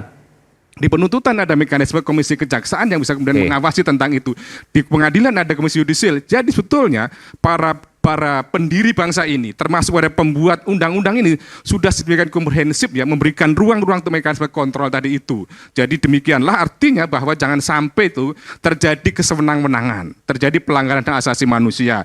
Maka kalau sampai ini terjadi, sekali lagi adalah masalah yang perlu kemudian didalami supaya tidak terulang lagi di masa yang akan datang gitu. Tapi saya berkatakan kalau seandainya ini rekayasa murni, saya kira sekuat apa rekayasa tadi itu pasti tentu dasarkan alat bukti, fakta dan barang bukti yang mendukung tentang itu gitu. Oke, baik. Ini jelas apa yang disampaikan oleh Prof. Suparji. Sederhana. Jadi kalau seandainya ada dugaan itu dari polisi bisa ke Propam, bisa ke Wasidik, dari kejaksaan bisa ke komisi kejaksaan, di pengadilan bisa ke komisi yudisial. Apakah itu semua sudah dilakukan? Abangku, saya ini orang yang berdiri tegak buat Polri, Bang. Saya sudah lebih dari 10 kali, ya Rahmat, mengirim surat ke Propam, Bang. Kabid Propam, tidak satu pun ditindaklanjuti. Apa namanya tindaklanjuti? Panggil kita apa? Enggak ada. Surat saudara kami terima, kami tidak sampaikan ke yang bersangkutan. Tak ada jawaban sampai hari ini. Abang tahu, di Mabes Polri, berkas untuk supaya SP3 ijazah palsu yang dituduhkan ke saya, 4 bulan di meja bintang 2. Akhirnya saya telepon bintang 3. Baru diparap, baru selesai. 4 bulan. Dan inilah orang yang disebut-sebut diduga backingan Hotman Paris. Panggil Pak Kapolri saya biar saya jelasin. Saya malas cerita, Bang, percuma. Jadi maksudnya gini, bentar. Percuma. Ke Propam itu Anda sudah melaporkan, tapi satu kali pun diperiksa. Tidak ada WA saya dibaca. Waktu itu pasal udah kalau satu. Propam dilaporkan lewat sistem, Waduh, Bang. pakai surat datang saya WA. Tidak pernah diproses. Dibaca, tidak dibalas, hanya surat saja. Ada mat, tidak lanjut, tidak ada. Bang, saya itu udah tahu, tapi saya tetap berdiri, saya masih percaya. Masalah pra-peradilan. Kami dengan Pak Lejo sudah gelar. Bentar, sebentar. Ya. Ini apa mungkin seperti ini, Prof. Suparji? Ya, saya kira bahwa mekanisme surat menyurat mestinya kan ditindaklanjuti kan gitu. Saya tidak bicara tentang soal kasus tadi itu, tetapi secara teoritis ya, secara normatif, bahwa ketika ada keberatan oleh warga bangsa, masyarakat mestinya ditindaklanjuti sebagaimana mestinya. Kenapa bisa seperti ini? Sudah berapa lama itu? Abang tahu, kalau tidak bintang 3 itu saya telepon, tidak keluar parap itu dari bintang 2 itu. Disposisi tak keluar, tahu semua ini siapa orangnya. Saya sayang sama Polri ini. Pak Kapolri ini niatnya baik. Kabar Eskrim, Irwasum, yang di bawah-bawah ini yang mengolah ke atas. Itu yang terjadi sekarang, Bang. Kemudian masalah pra-peradilan. Bang, sebelum peradilan mungkin di komisi kejaksaan misalnya tadi disebutkan. Komisi kejaksaan. Saya udah ngomong sama petinggi kejaksaan, unsur tidak masuk. Dan mereka bilang udah biarin aja, nanti P19 mati kok itu. Akan stop itu. Maka kami datang dengan Pak Lecu ke Biro Wasidik, menanya supaya bagaimana kalau P19 biar gelar perkara khusus, biar dihentikan. Ternyata P21. Nah, yang ngomong ke saya membuat P21, yang cerita-cerita terus, bukan dia yang tanda tangan langsung ya. Ada orang lah, saya nggak usah sebut nama. Dia yang mendorong ternyata. Alangkah kagetnya saya. Padahal dia minta bantu ke kita, Bang, omongkanlah ke bos tuh biar aku dapat posisi bang. Dapat posisi cantik, kita diinjak. Apa cerita ini? Memang saya tidak mau terbuka. Maksudnya dapat posisi jabatan, minta bantuan ke abang. Minta bantu supaya saya omongin Apa lah. bisanya Bang Rasman? Saya nggak ada punya pengaruh apa-apa. Mungkin saya dianggap dekat sama si bapak itu. Tapi itu yang terjadi bang. Saya nggak mau buka. Saya nggak orangnya menuduh orang. Tapi kalau ditanya ini, saya sayang. Saya perbaiki dari dalam. Ini. Saya bisa sebut satu-satu. Kemudian apa lagi? Kita bicara apa? Bicara tentang pra-peradilan. Boleh ya? Bang, saya selalu diyakinkan oleh teman-teman. Begitu ya Pak Lejo? Udah bang, gak usah prapit. Abang kan pendukung Polri. Nanti kalau prapit berhadapan dengan institusi. Dan ini gak mungkin naik. Itu diyakinkan. Memang 34 bulan, hampir 3 tahun. Oleh siapa diyakinkan tuh? Pihak dari mana? Teman-teman kami di dalam lah. Pak Lecunya kan ada. Di dalam tuh maksudnya mana? Ya orang-orang petinggi di dalam lah. Polri itu. Ini Pak Lecu lah biar tahu itu. Adinda, capek saya. Jadi kalau orang bilang masyarakat biasa, mohon maaf bukan menuduh menduga nih, capek. Kita melapor keluar duit, dilapor keluar duit. Maksudnya apa? Biar dorong-dorong. Ada transportasi kita, ya transportasi pengacara. Saya nggak bilang kemana-mana. Ada lagi kasus di Medan itu saya laporkan Bang Saur, Denis Cariesta. Jelas dia memfitnah, menghujat, mengirim papan bunga, Instagram tersangka. Perintah Dirkrimsus bawa paksa, tahu-tahu nggak bawa paksa, malah ada cerita yang berkembang. Sekarang nggak jelas kasusnya. Beginikah potret penegakan hukum? Saya malu, tapi malam ini karena menimpa saya. Kenapa saya ngotot? Kalau saya yang keras begini pun tidak tegak hukum, bagaimana dengan masyarakat biasa yang tidak punya apa-apa? Mas Aiman. Iya, silakan. Jadi saya pada konteks mekanisme prosedural formal. Gitu. Iya. Tapi disampaikan semua tadi penjelasannya. Bagaimana Anda punya komentar soal apa? Tadi soal prapit nggak diajukan kan itu. Bang, tapi sudah saya jawab. Teman-teman mengarahkan kan, saya tidak usah. Nah itu kan karena personal itu, kan itu. Sebentar kan bang, karena formal, itu gitu. akan beradu dengan institusi. Malah nanti kalau abang dihajar, tiba-tiba abang kalah. Ini jalan tol. Ini nanti nggak bisa diambang lagi. Maaf saya tambahkan di sini ya. Di Indonesia ini kelemahan kita tidak ada menteri koordinator pengawas. Pengawas aparatur negara. Kalau pengawasnya dari satu baju, misalnya pengawas jaksa oleh jaksa, ini nggak bakal benar hukum. Ya. Jadi dirikan menteri koordinator pengawas seluruh aparatur negara, maka itu akan selesai. Dan pemimpinnya adalah saya. Saya akan pecat semua hakim yang nggak benar. Saya akan pecat polisi yang nggak benar. Saya akan pecat semua jaksa yang nggak benar. Itu tujuan saya. Gitu. Ya, saya bisa tanggapi. Iya bang, silakan bang. Jadi inilah tragedi hukum kita seperti apa yang. Tapi Anda percaya apa yang disampaikan? Maksudnya masuk akal, masuk logika, dan justru ada dugaan rekayasa. Dan justru itulah menurut saya juga advokat itu kemudian terjebak seperti Rasman ini. Maksudnya terjebak gimana nih? Secara personal, dan ini yang saya selalu kutuk. Terjebak secara personal? Ya, dan saya kutuk advokat seperti itu. Maksudnya? Karena yang kita bicarakan ini, saya harus bicara soal kode etik. Jadi saya bicara soal kode etik malam ini, saya tidak bisa kemudian saya datang ke sini saya banyak diprotes. Tapi saya janji kehadiran saya bagaimana keagungan daripada advokat. Dan ini adalah forum rakyat bersuara di mana kemudian ketika ada sesuatu yang tidak benar kita suarakan. Mas Aiman. Tapi ketika memang tidak proporsional ya harus dilawan juga gitu kan. Tadi Andarsam sudah menyinggung kita imbang di sini. Iya. Sudah menyinggung, dia bilang ada 94 organisasi advokat. Bahkan ada cerita tanpa ada pendidikan, kemudian diberi kartu. Itu sudah terjadi secara umum. Mas Aiman, apa yang dilakukan oleh Rasman dalam konteks kode etik itu tidak bisa. Artinya tidak ada urusan personal dalam konteks menjalankan seorang advokat. Tapi kami disumpah, demi Allah saya bersumpah. Kemudian menemukan hukum dan keadilan. Saya tidak tahu kenapa pertimbangan Rasman seperti itu. Saya misalnya tidak melakukan pra-peradilan misalnya. Tidak melakukan peradilan, mengutuk bahkan mengejar. Saya waktu terus terang waktu kasus Sambo, saya nggak ada hubungan dengan Sambo. Tetapi penegakan hukum di kepolisian akan berdampak kepada para advokat yang berpraktek. Saya punya kepentingan di sana. Saya ditolak. Adinda, saya bilang begini. Kalau Sambo bisa membunuh Yosua, saya bilang sama bagian piket yaitu Kombes. Siapa bisa menjamin kalau nyawamu tidak hilang tapi karirmu hilang? Nah seperti dibilang Rasman tuh, saya telepon bintang 3. Coba bayangkan, institusi polisi ini kemudian sudah larut atau dijual kepada pribadi-pribadi. Inilah menurut saya sudah kerusakan. Rasman udah nggak percaya kepada aturannya, tetapi dia sudah kepada personal. Oleh karena itu, propam nggak jalan, Bang. Ya, saya mau ngomong apa lagi? dulu saya mau. Oleh karena itu tidak ada juga seperti dibilang Hendarsam pemaaf bagi kita. Saya terus terang pernah klien saya dikerjai oleh polisi. Sekarang dia Kapolda, tapi saya nggak sebut nama. Mereka ini sudah berdamai. Saya bilang saya pelajari dari utang sekian, kemudian ada notaris, saya bilang demi hukum kamu tidak bisa memeriksa klien saya bilang. Ya toh? Kemudian setelah itu saya laporkan kepada Propam. Mas Rasman, saya tahu ini berat, tetapi tidak karena tragedi hukum yang rusak ini, kemudian itu alasan pemaaf, kemudian advokat juga kemudian kompromi.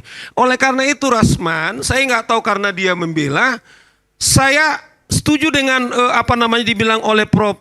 Suparji. Sepahit apapun pengadilan kita, tidak kemudian itu legitimasi kepada para advokat, kemudian untuk berjuang seperti dibilang. Saya habis, kemudian memberikan uang dan lain-lain. Di kode etik advokat, jangankan memberikan uang, ya Mas Aiman, jangankan memberikan uang, memberi jaminan pun kepada kliennya untuk memenangkan perkara, Mas Aiman tidak bisa. Oleh karena itu kalau ada advokat kemudian, itu yang saya selalu bilang, saya mau menunjukkan keagungan kode etik advokat adalah tidak diizinkan seorang advokat untuk memberikan apapun untuk orang pendukung. Pada saat yang sama, dia harus ditangkap. Andaikan pun Firdaus, katakanlah hukum positif tidak pernah menangkap dia, tapi ada hukuman yang esensial dalam nuraninya, tidak pernah akan bisa lupa. Itu sebabnya Aiman saya selalu mengatakan, oi kawan-kawan advokat, saya pernah misalnya mendengarkan satu dalam talkshow, saya tidak boleh seorang advokat Hendarsam menilai kawannya, tapi saya tidak punya nama. Dia bilang begini, saya dalam menentukan fee, saya tentukan 10 M misalnya. Padahal fee saya cuma 2 M. Yang 8 M itu katanya untuk lobby. Mas Aiman, lobby apa? Saya tidak tahu lobby apa. Dipakailah kata lobby ini Mas Aiman, dibuatlah ini yang sebenarnya suap menyuap, kemudian diganti jadi lobby. Dan itulah kemudian hancurnya hukum di negeri kita. Apakah ini akan terus berlangsung? Ketika ini nanti sampaikan apa yang disampaikan oleh Bung Rasman adalah sebuah kebenaran, maka mengerikan sekali kasus hukum di Indonesia. Kita akan segera kembali saat lagi, tetap bersama kami di Rakyat Bersuara.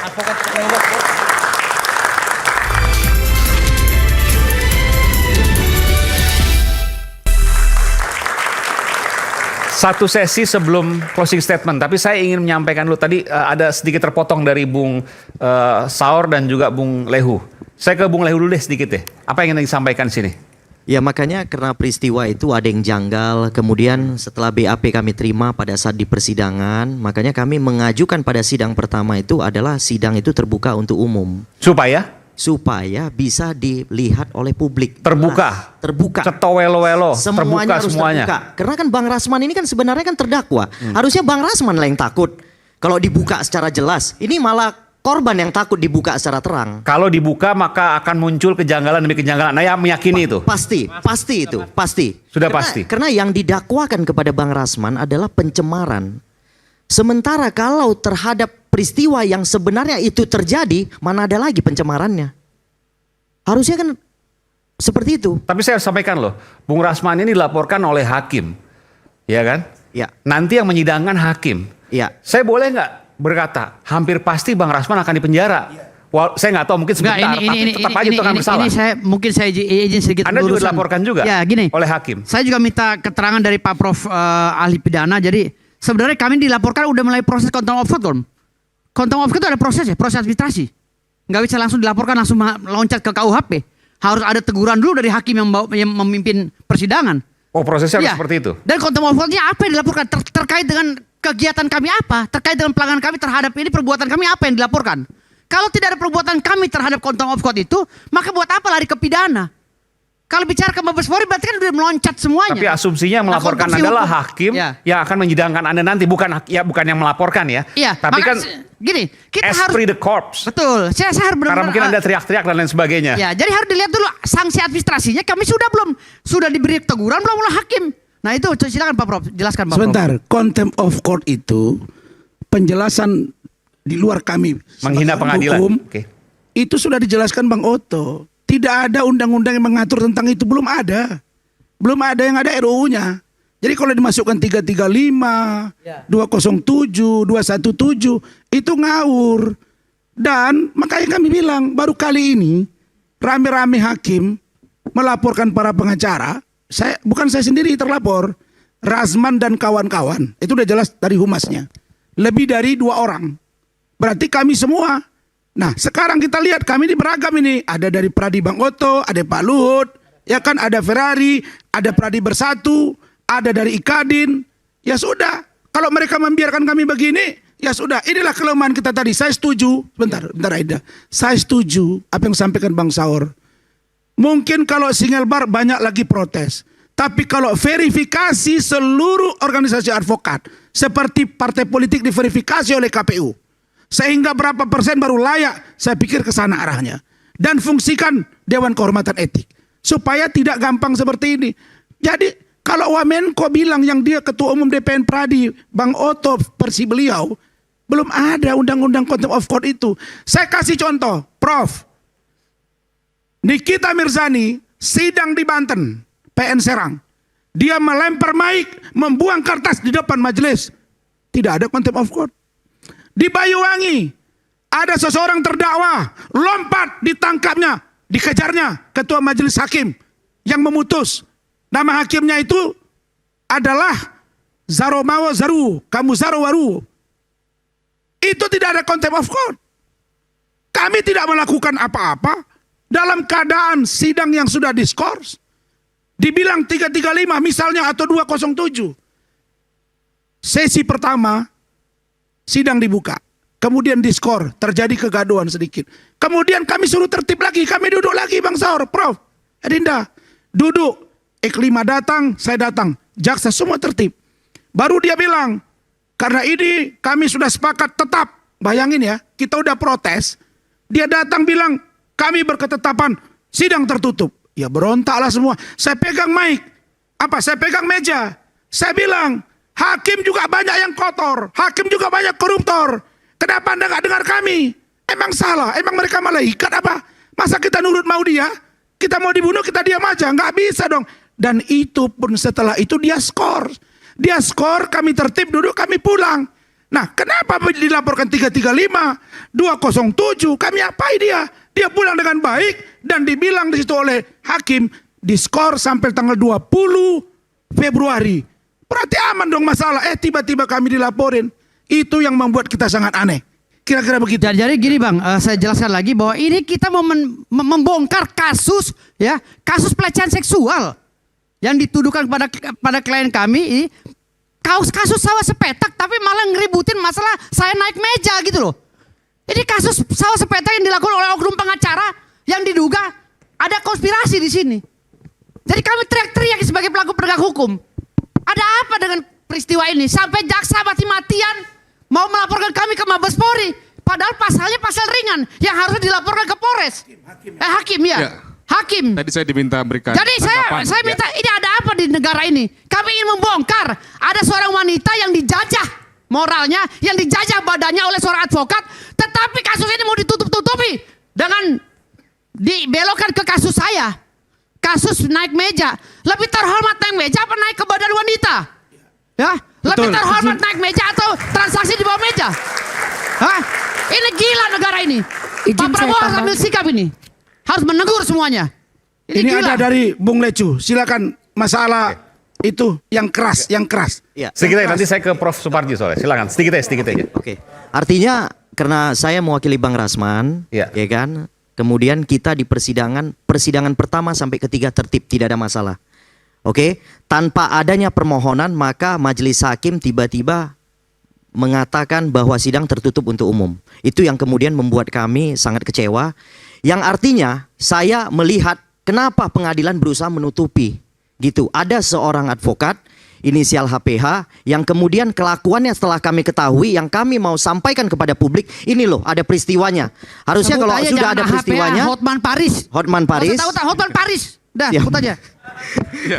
Artinya kalau suatu peristiwa ada memang kejadiannya, seharusnya Bang Rasman itu sudah lepas. Lepas demi hukum harusnya. Ya, demikian saya rasa. Silakan, Prof. Ya, jadi pertama dalam asas hukum pidana itu kan tidak ada analogi kan gitu.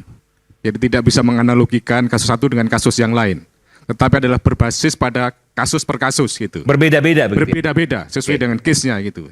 Jadi tidak sepenuhnya benar kalau kita membandingkan antara kasus satu dengan kasus yang Misal lain. tadi contempt of court Nikita Mirzani melempar kertas. Tidak Mike tidak contempt of court, sementara Bung Rasman contempt of court dan Bung Firdaus contempt of court. Nggak bisa disamakan seperti Tidak bisa disamakan. Dan kalau kita perhatikan laporan dari Pengadilan Negeri Jakarta Utara, Pengadilan Negeri Jakarta itu kan pengancaman dengan kekerasan, penghinaan badan umum, terus membuat kegaduhan di dalam persidangan. 3 itu ya? 3 pasal itu yang dilaporkan. Dengan demikian, Jadi yang tidak dibuat, sepenuhnya. maaf Prof.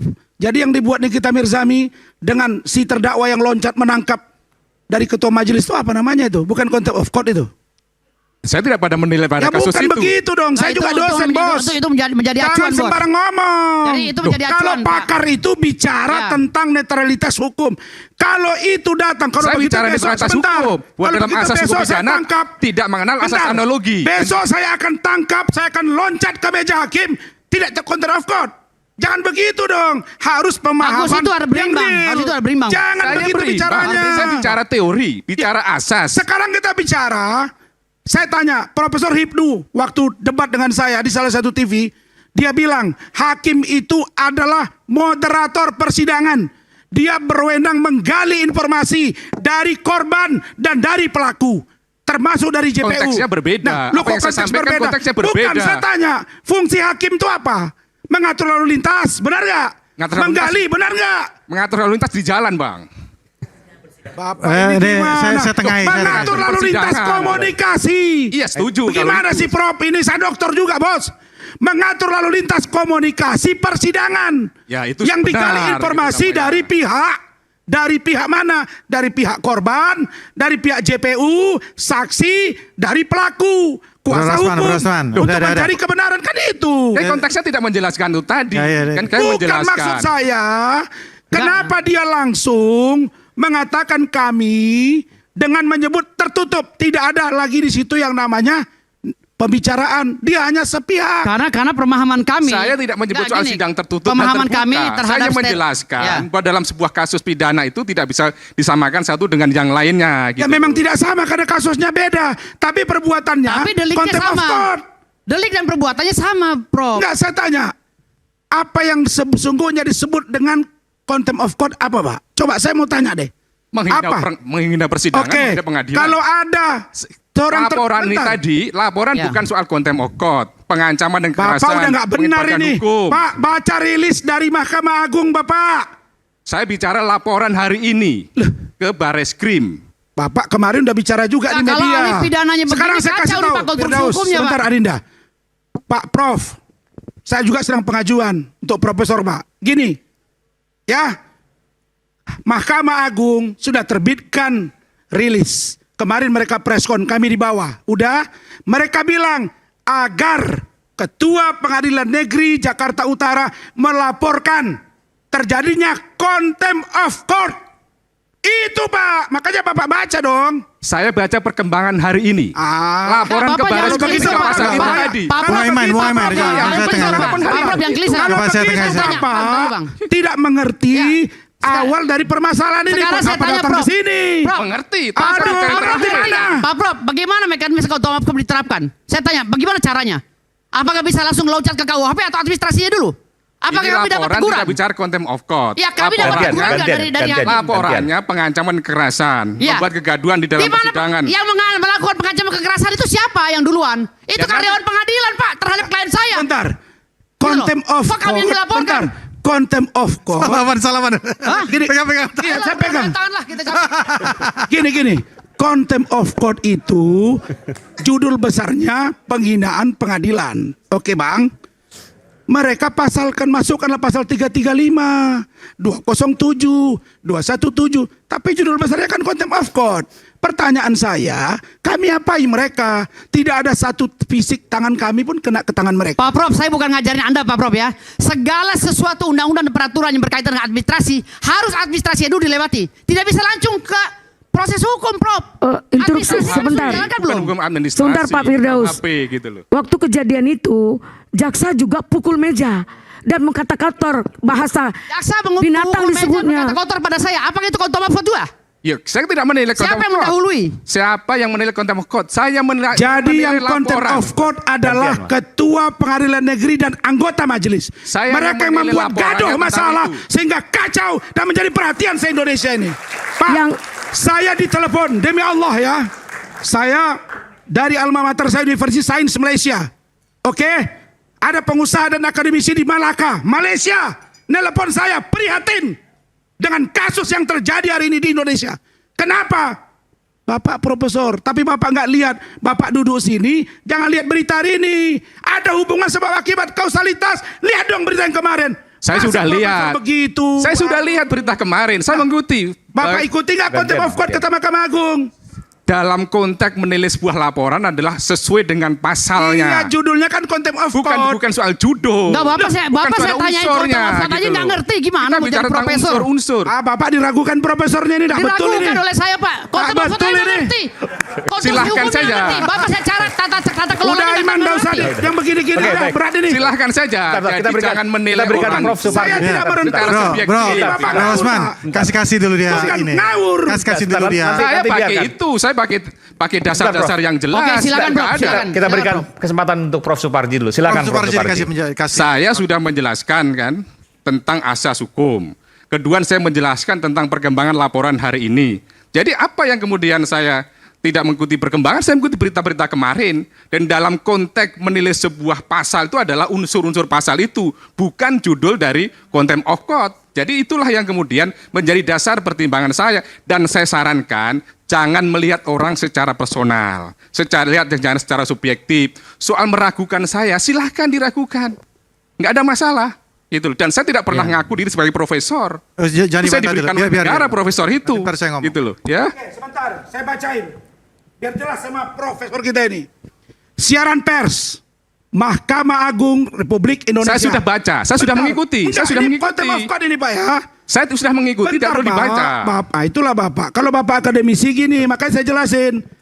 MA selaku pelaksana kekuasaan kehakiman tertinggi, dijamin konstitusi, mengecam keras kegaduhan dan kericuhan yang terjadi di ruang persidangan Pengadilan Negeri Jakarta Utara. Karena tindakan tersebut merupakan perbuatan tidak pantas, tidak tertib, yang dapat dikategorikan merendahkan dan melecehkan marwah pengadilan. Contempt of court. Pak, kalau kami dilaporkan 335, 207, 217, tidak ada urusan dengan contempt of court, terus apa yang kami dilaporkan? Itu personal namanya, personal namanya. Nah, si Bapak, ini Pak Rilisnya. Ada kaitannya contempt of court, Kak. Itu personal. Contempt of court 335 personal, Pak. Pak, Bapak sebelah Mahkamah Agung atau sebelah akademisi ini? Jangan menilai seperti itu. Loh, Bapak ngomong saya begini. menilai perkembangan laporan Masya hari ini. Allah. Itu ya, jangan. Kalau terjadi dengan diri Bapak apa yang saya alami, penilaian Bapak itu bisa menyesatkan, Pak. Hati-hati, Pak. Saya siap mati demi Allah, demi hukum untuk Kalian nggak Indonesia. main-main, Pak. Saya orang susah, Pak. Kami mau membongkar kebobrokan hukum di Indonesia. Bapak jangan begitu. Jadi Bapak mengatasnamakan Salah profesor, saya apa? hati-hati, Pak. Gantian. Salah Bapak menilai tidak objektif dan tidak keilmuan Bapak diragukan. Loh, saya menilai bahwa hari ini ada laporan ke Bareskrim. Laporannya 3 pasal tadi itu. Itu kan fakta. Bapak bukan menilai, saya mau nanya sekarang ini, Pak. 335 dilaporkan. Unsurnya apa, Pak? Yang membuat kami kena? Loh, saya tidak menilai pada unsurnya. Kan Bapak profesor. Bapak kan profesor, kita mau nanya. Loh kan Di mana unsurnya 335 kami kena? Loh, ini kan belum dikenakan, baru-baru laporan. Dan saya ini masuk dalam bukan sebagai delik, penyelidik ini kan kami, gitu. Pak. Adinda, kasihan dia. Saya aja udah babak belur Prof ini. Ini. Nggak ada, mohon maaf. Saya nggak ada babak belur. Ya, Saya nggak ada babak belur. Biar ya. masyarakat yang menilai, Pak. Ya, Pak, kita menilai. Sebentar. Mari kita masyarakat yang menilai. Iya, kan kapasitas saya. Tunggu dulu.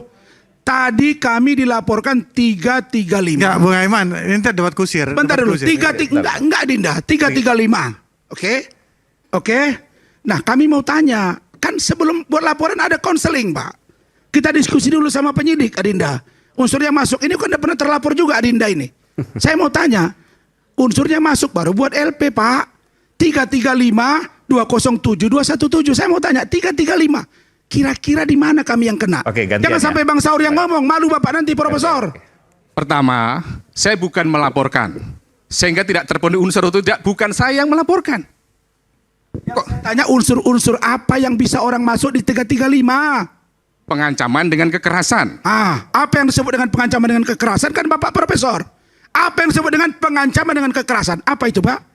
Bagaimana kemudian melakukan satu tindakan-tindakan yang kemudian menimbulkan ketakutan, menimbulkan kekhawatiran, menimbulkan ancaman, apakah dengan kekerasan verbal atau dengan kekerasan Bapak nonton fisik. videonya, itu rapat diskor sampai tanggal 20. Kalau kami ancam dia nggak bakal masuk lagi ke ruangan itu Pak. Dia tutup, makanya Bapak ikuti perkembangan. Salah konteksnya, salah konteksnya. Saya tidak menilai soal perkaranya. Saya hanya menyatakan tentang laporan perkembangan. Kalau begini itu tadi. saksi ahli Pak, bisa babak belur semua terdakwa Pak. Oke, baik. Nanti kita akan simak saat lagi. Tetaplah bersama kami di Rakyat Bersuara. Oke.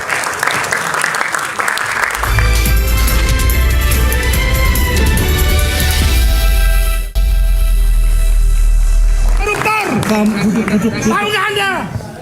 Ya, tidak bisa, tidak bisa, tidak bisa, tidak bisa. Lebih tangan ganti, ganti, ganti, ganti. Sadar. Tidak bisa, tidak bisa. Oke. Ini sekaligus closing statement. Saya berikan kesempatan pada Bung Rasman untuk menjelaskan apa video tadi. Kalau ahli psikologi melihat bagaimana saya meluapkan kekecewaan dan amarah saya, istri saya, Bu Eli, Ibu Ade Suryani, anak saya, mereka menangis. Kenapa? Karena mereka baru tahu bahwa itulah luapan kekecewaan saya Bang Saur. Itulah luapan kekecewaan saya Prof. Luapan kekecewaan saya Adinda Hendarsam. Sejak dari awal saya merasakan, ya Allah, ternyata di peradilan ini pun masih ada yang mau coba bermain untuk membuat ruang sempit bagi saya. Kalau begitu tangkap saya. Coba lihat, sadar Pak Rasman, sadar Pak Rasman. Mengerti nggak mereka itu bahwa saya itu sudah anti klimaks? Sangat-sangat prihatin. Kasus ini ada perempuan mengaku dilecehkan Hotman. Kemudian buat kuasa, kita preskon sama-sama. Tiba-tiba bilang tidak ada kuasa, mereka kerjasama. Kemudian lalu kemudian naik sidik, tidak diberi ruang untuk memanggil yang meringankan saksi ahli. Ini semua by design, dugaan saya. Saya hanya katakan satu, kalau mau diperbaiki Republik ini, hukumnya ini adalah benang merah. Perbaikilah ini, bahwa terjadi memang. Dan kalau kita kutip pidato Bapak Prabowo Subianto 2014, dia sudah bilang, ada di Instagram saya, dikirim orang. Dan saya dengar bahwa hakim-hakim disuap, hukum-hukum disogok, ada. Dan Pak Prabowo juga berpidato, tidak ada yang kebal hukum. Apakah dengan Hotman Paris memposting dia dengan Bapak Prabowo, membilang klien. Bang Osaur juga banyak klien dia. Apakah saya juga tidak pernah saya dengan Pak Hendarsam ini? Ya, juga berjuang buat Pak Prabowo 2014 sama-sama. Kenapa juga kami seperti dia yang paling dekat? Jadi tidak usahlah kalian khawatir dengan dia.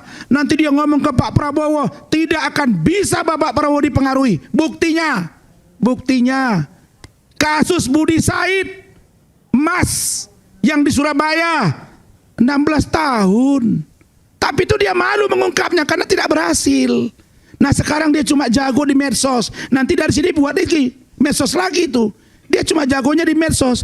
Jadi wahai seluruh rekan-rekanku pengacara, apa yang kami lakukan ini bukan perjuangan pribadi saya.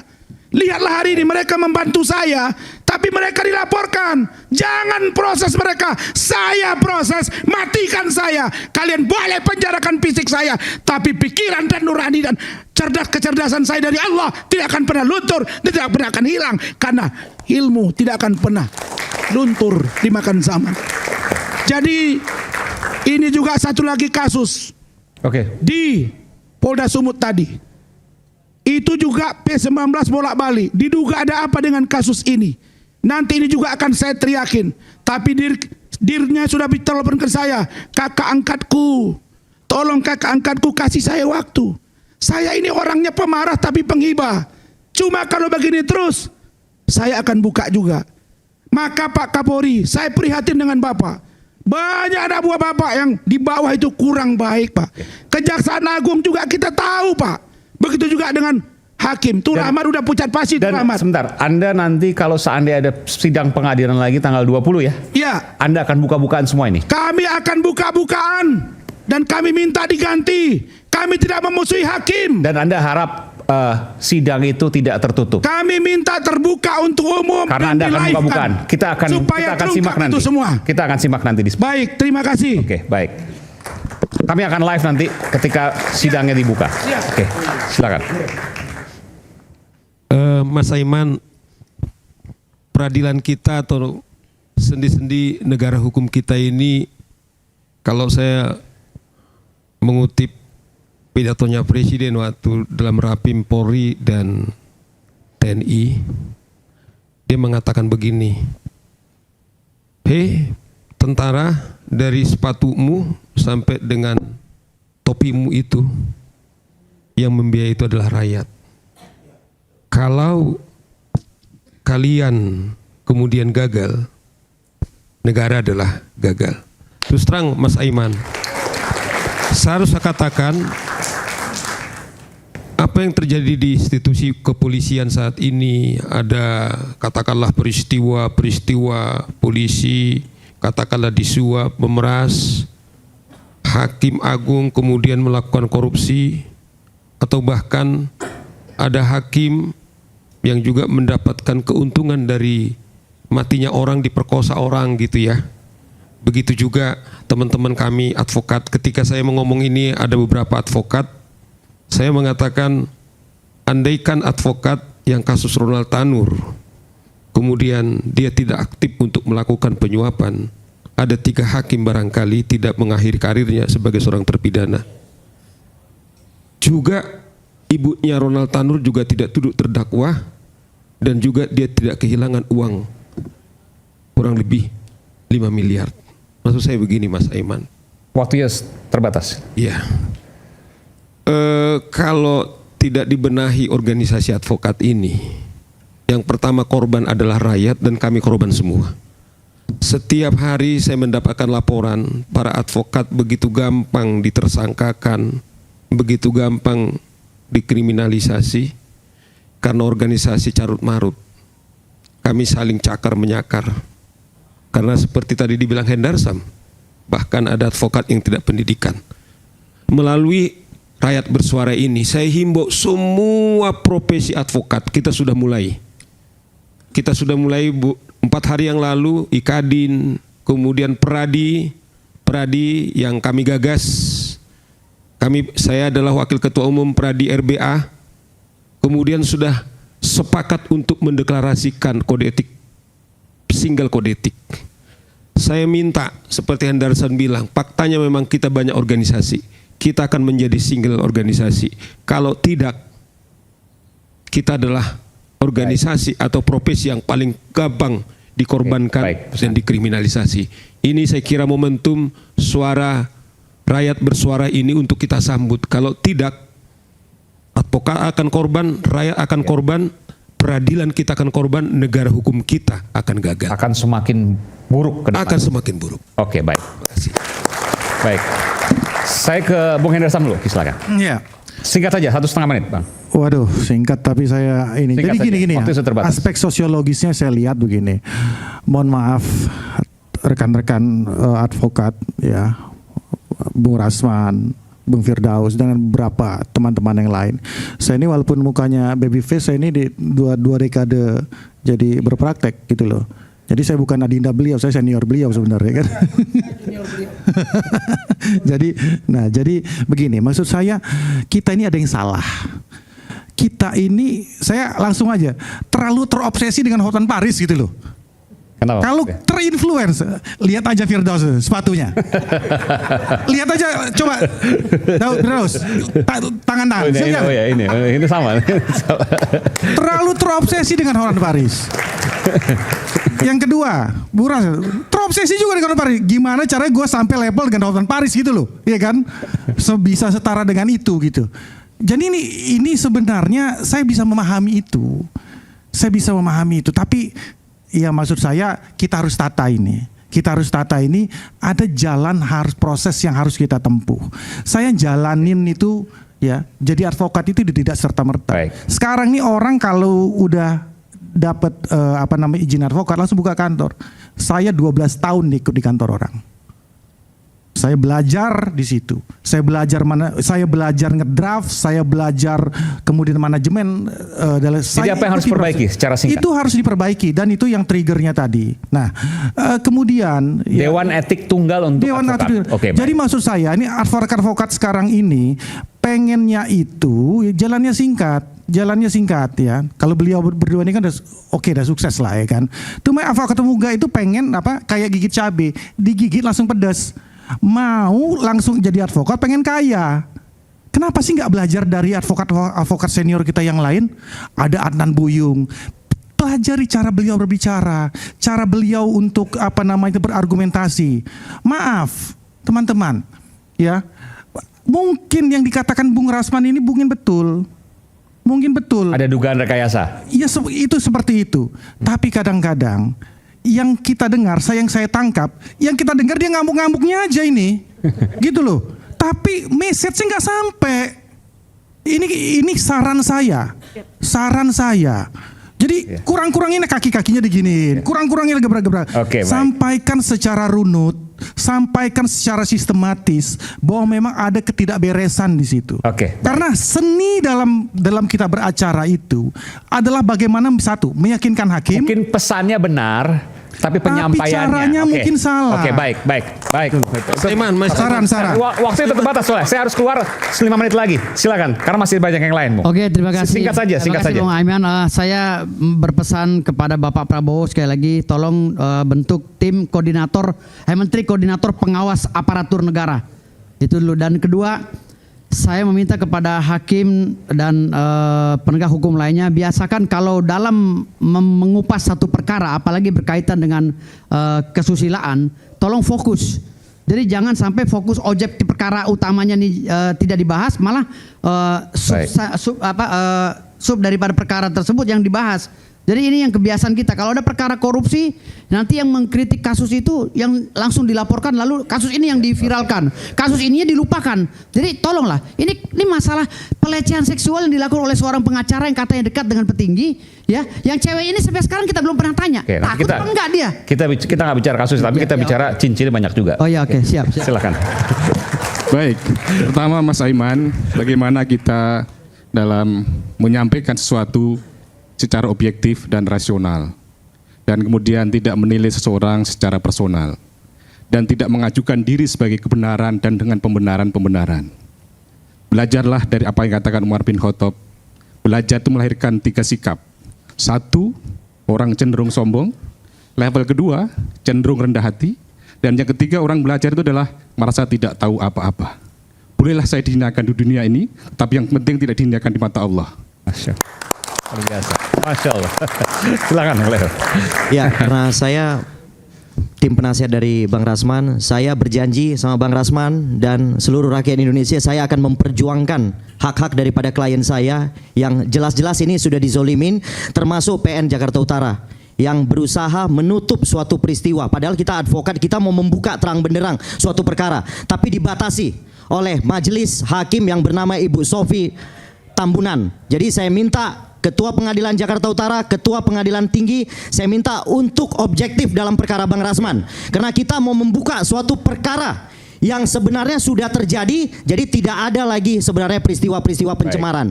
Karena peristiwanya benar adanya terjadi. Itu dari saya. Terima kasih. Baik, Mas. Nanti kita akan juga minta penjelasan dari PN Jakarta Utara. Sebentar. Saya ke Bu Ade. Bu Ade ini istri dari Bang Rasman. Silakan, singkat saja. Terima kasih. Dalam kesempatan ini saya hanya ingin semoga Pak Presiden kita yang saya hormati, yang saya sayangi. Kenapa ke Pak Prabowo? Karena saya melihat si Hotman Paris ini selalu jangan kita personal dulu, karena ini biarkan ini kemudian di pengadilan. Saya minta hanya hukum tegak lurus buat suami saya, karena saya dari awal sampai sekarang itu saya tahu prosesnya, saya tahu perjalanannya. Seorang Iklim Hakim itu datang ke kantor suami saya minta perlindungan hukum dengan mengakui dia sudah dilecehkan. Nah, itu tiba-tiba dia tidak mengaku dilecehkan. Nah, itu kenapa bisa terjadi suami saya sampai saat ini gitu loh. Saya ingin minta hukum benar-benar tegak lurus begitu. Itu harapan dari seorang istri. Singkat saja. Mas Aiman, saya tidak punya cincin dan tidak punya pakai. Ya, saya mengcounter Hendarman saja. Saya ragu kita ini tidak pernah menikmati kemuliaan daripada advokat. Advokat itu disebut mulia. Gak ada kaitannya soal finansial. I tell you the truth.